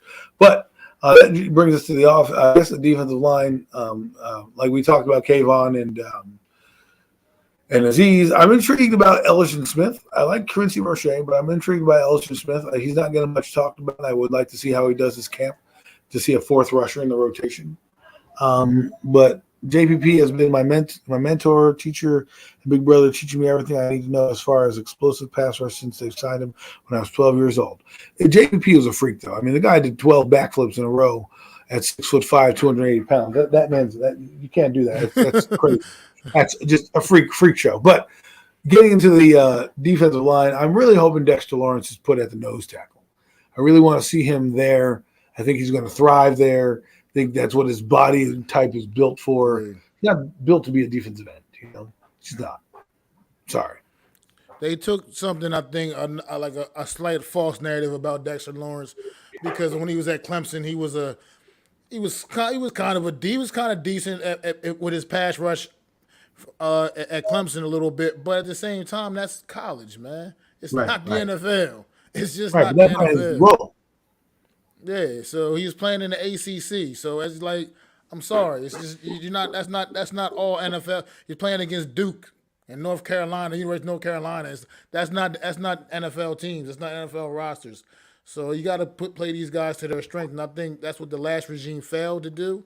And I'm hoping these guys can get people in the right positions, right? And start making plays on the field. I think to close out the Giants type of talk as we were coming up to the last few minutes of our show here, I think the optimism is good because, like you said, the coaches are not going to pigeonhole these players like they did last year, right? I think whether or not the thing that I will disagree on a lot of people is with like the quarterbacks and players is like Xavier McKinney still balled out even in this system. Guy still played well even though there was a bad season like Leonard Williams. You still know how good they are. So don't let your eyes lie to you or even the media or the buffoonery that goes on with them telling you how good they love a player. Your eye test doesn't lie. And the eyeball test has told me that number 8 is lying to me. Okay? Because if I were to do the eye test, he's not passing it. I'm sorry. He's just not. And I'm hoping this regime can fix it. But I think like NYG22 said, it's hard to fix a guy with 4 years in the league. That's why I want them to get a new guy, a new regime, get their own guy in that they can mold with what they're doing here. And if we have a problem with Dak Prescott making money, what do you think is going to happen if Daniel Jones has any ounce of a good season? You know how the quarterback market is, bro. You already know how it is, man. Oh, don't get me started, NYG, on the soft schedule. I don't want to blow a gasket right now. Okay? I don't hear that crap. Soft schedule. Soft schedule. The soft schedule. We're one of the soft teams. So the soft schedule. For the Washington Redskins, they have a soft schedule. I just read it in a book. They had it in a schedule. They're like, we like the soft schedule that we're playing. They open up with Jacksonville, okay, and Chicago, Washington. Jacksonville and Chicago. They could start 0-2 going into that game against Philadelphia. You know what the Giants start with? They start with Tennessee and Carolina, okay? And Carolina, whether you like them or not, got Baker Mayfield, and it's going to be better. I know people hate him. A couple weeks ago. Okay, he's going to be better. I know these pundits on NFL Network are like, he stinks and he shouldn't be playing in the NFL. No, he is better than what they got. You don't trade for a guy to then say, you're going to be our backup. No, it's asinine. Sam Darnold stinks. Why? Because it doesn't pass the eye test. But my point here is that the Giants are not this soft schedule. It's only soft when you play them at the right time. For example, the Eagles played the Giants with Jake Fromm. Do you think that was a fair shot to play them? No. But they won the game because they have Jake Fromm. When they played Daniel Jones, they had a tougher time. It's when you play them and who's playing them at that time. And not to mention, who knows, Jacksonville Jaguars might come out and be the shit. We don't know that. Right. Nobody knows that yet. They didn't just sit on their hands all season and do nothing. They did things that they hoped made their team better, including getting a better coach, getting a few more pieces in wide receiver, helping that offense, developing that offensive line. Other teams, they also doing things, making moves to get better, man. We're a lot of unknown. I can't wait to see us on the field. Because we don't know what's what. So I can't. This is the most excited I've been for preseason, probably in a long, long, long time. I can't even remember the last time I was actually excited for preseason, because I need to see our product on the field before I can really make a fair evaluation. But Mac, I want to say this, and you brought it up right there in your little point right there. Sorry, I don't mean to be little. Like, I'm not trying to be negative. All I'm trying to say is the point is that, oh damn it, now I lost it. Oh, I had it. Hold on. I think the point here that we're talking about is execution, right? We don't know if they're going to execute. We don't know what they're going to do. And like when people tell me about a soft schedule and how we're playing last year, we didn't have the horses and we didn't produce. So how are you going to tell me these guys are going to come out all of a sudden, new playbook are just going to come out gangbusters? I don't know if that's going to be the case.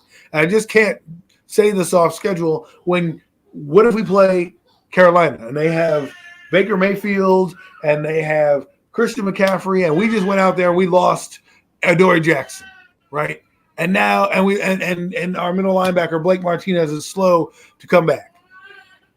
You know what I mean? I'm just saying, like every team has gotten better. So I don't want to hear about this offseason because you have to have a goal. And this is where my point is. I went on a little tangent. And I'm sorry about my little baby son crying in the background. He also agrees that, you can't just start. We got to crawl before we can walk, right? We got to walk before we can run. And right now, Giant fans are trying to run. We haven't built anything. We don't know how good this team is. We need to get Brian Dable and Joe Shane's guys in here and guys weeded out. We got a lot of moving parts to put together. Oh, the point was this, Mac. We have a lot more question marks than we have answers, and I don't believe all those question marks are going to be answered this season, which gives me pause for this team to do good things with those question marks. And that's my point that I was trying to make. Yeah, I agree 100%. Like I said, that's what we've been. We've been a team of just absolute question marks all season, man. I mean, all this off season, we don't know. There's just too much that you don't. There's a lot more. A lot of unknowns. Got to see this product on the field, man, before we can. Dare I say there are more unknowns? Dare I say there are more unknowns with the Giants than any other team in the NFC East? Would that be a fair assessment on the team? Because I think everybody else, Washington has their quarterback and a kind of their team in place. Dak Prescott and the Cowboys, we know who they are. Philadelphia, we kind of know who they are. But I feel like the Giants, of all the teams, have the most question marks on the team to be answered. And the question then becomes, not to use all these question marks, but the question then becomes, how many of those are going to be answered and how many aren't going to be answered? And which ones will cost us, I guess. Because to me, I just feel, and this will be my last point with the Giants, is that they're not ready yet to compete with a lot of these big teams, and it's going to show next season. I mean, I get it. I don't know, man. I just don't know. It's just hard to answer that because it's such a mystery. When you bring in a whole new coaching staff and you bring in coaches that are well respected, that teams have watched do like very productive things over the course of your expectations kind of go up as a fan base. It makes your expectations go up a little bit. You think they're going to be able to come in and necessarily capture that same magic that they had. Yeah, but we have nothing for them to come into. That's the point. That's exactly the point. So, most team has their quarterback, under a rookie deal, and you're coming in and trying to fill in. Look at the Jaguars. Doug Peterson's got it made. Okay, he's coming in. He's got a young quarterback. He's already building his team. He's got that guy for another 4 years at that salary. Giants come in with a guy who we clearly know is not the answer, but we want to keep around. Because, I don't know, the quarterbacks in this year's draft weren't as appetizing as any other quarterback. I'll tell you this right now, man. If Kenny Pickett goes out and has a good to great season, and Daniel Jones is on the bench or struggles, there will be hell to pay. There will be hell to pay. Absolutely, man. But I know what, for one thing for certain, with Daniel Jones, this is definitely your last shot, 100%. You better make the most of it, young man. Or you won't be here. And this O-line needs to just hope this O-line can get it together. I think people overrating the O-line. I'm not going to lie to you. I think playing together really matters. I really do. So I can't I can't just go out there and say, they're going to be better right out the gate, because Andrew Thomas struggled early on, and I think Neal will struggle early on as well, because he's not on Tom Brady's team like Tristan Wirfs was, or Jedrick Willis had a decent O-line in Cleveland, right? Look at Mekhi Becton he's still struggling with his weight issues and things like that. So I just want people to temper their expectations and give respect where respect is due to Tennessee. That defense is going to be good, man. And I'm just hoping our offensive line can have some type of idea of how to play with each other before they go down there, because it could be a long afternoon. I absolutely agree, man. Now, like I said, I love it. We talked about it on our breakdown, the schedule breakdown. I love that test right out the gate, man. Go get them, man. Go get them. Go. Let's bring that heat, Tennessee. You know what I mean? That's a team, a proven team. The last couple of seasons, legit the best team in the AFC regular season last year. Great test to start the season out with for this young team, man, and see exactly where we are, man. I think it's just a great litmus test, man. See where we are on where we truly are, what we can be, what we need to, and what we need to do to get where we need to be. It'll be a great test out the gate, that's for sure. But everybody, man, it's been real up in here, man. Appreciate everybody coming by for another edition of the Real Deal NFC East Round-Up with me and my guy Adam Costas, Tudo NYG 22. Oh man, all you guys in the chat: Olivia Quinn, Neymar, Zion, Stop Through, Coach Dante, Cole's Cowboy, Wales, AK, Philly B. All you guys, man, I really appreciate y'all. Miz earlier, Big Pat, man, shout out to Big Pat for coming on the show earlier, man, dropping some wisdom. Eric Seabrook, man, I love all you guys, man. We do this, man, and it's getting real, man. It is getting, no problem, man, YG22. Everybody, please go sub up to Unpopular Sports Opinions, man. NYG22 coming up, man. Back is here. Dropping some knowledge, man. And everybody, man, this is the Real Deal NFC East Roundup, and we get ready to bring this to you every Wednesday night. Not starting next week. I'm not going to be here. Your boy going to be in Mexico next Wednesday. But I promise one thing: if I do the tequila shot with the worm, I will upload the video on my YouTube channel so y'all can see. If I do the tequila shot with the worm, it's something on my bucket list. I want to knock it out. I'll be in Mexico, so I'm gonna try to knock that out. And everybody, man, in a couple more weeks, we're gonna be bringing this to you each and every Wednesday from all the preseason all through the regular season. Me and Adam Costas, man. Any final thoughts, Adam? All I have to say is, Mac, thank you for having me. This show has been fire. Thanks, Big Pat, for coming on. People, you need to tune in, because I'm telling you right now, you don't want to miss Wednesday nights at 5:30. We're going to give you everything you need to know, every storyline, every tackle, every hit, everything you need to know about this black and blue division. And I can't wait to do it. I have the best co-host in the world, in the galaxy, and on anywhere in this entire universe, MacDaGiantsFan. He's a great guy. He's awesome. He's invited me on here, and we're going to give it to you every Wednesday night. I hope you're ready. Most definitely, man. We definitely appreciate y'all, man. And like I said, in a couple more weeks, it's going to be a regular thing each and every Wednesday. As soon as that preseason get underway, it's going to be on and popping. Every Wednesday night, you're going to get me, Adam Costas, with the Real Deal NFC East Round-Up. Peace. I'd like to thank you all for listening. If you was feeling this, please take time to subscribe and smack them likes. Feel free to drop a comment. Let me know what you think. Don't forget to ring that bell so you know when I'm dropping new content. It's your boy, MacDaGiantsFan. You can find me on Twitter, YouTube, and Facebook at MacDaGiantsFan. That's MacDa Giants Fan.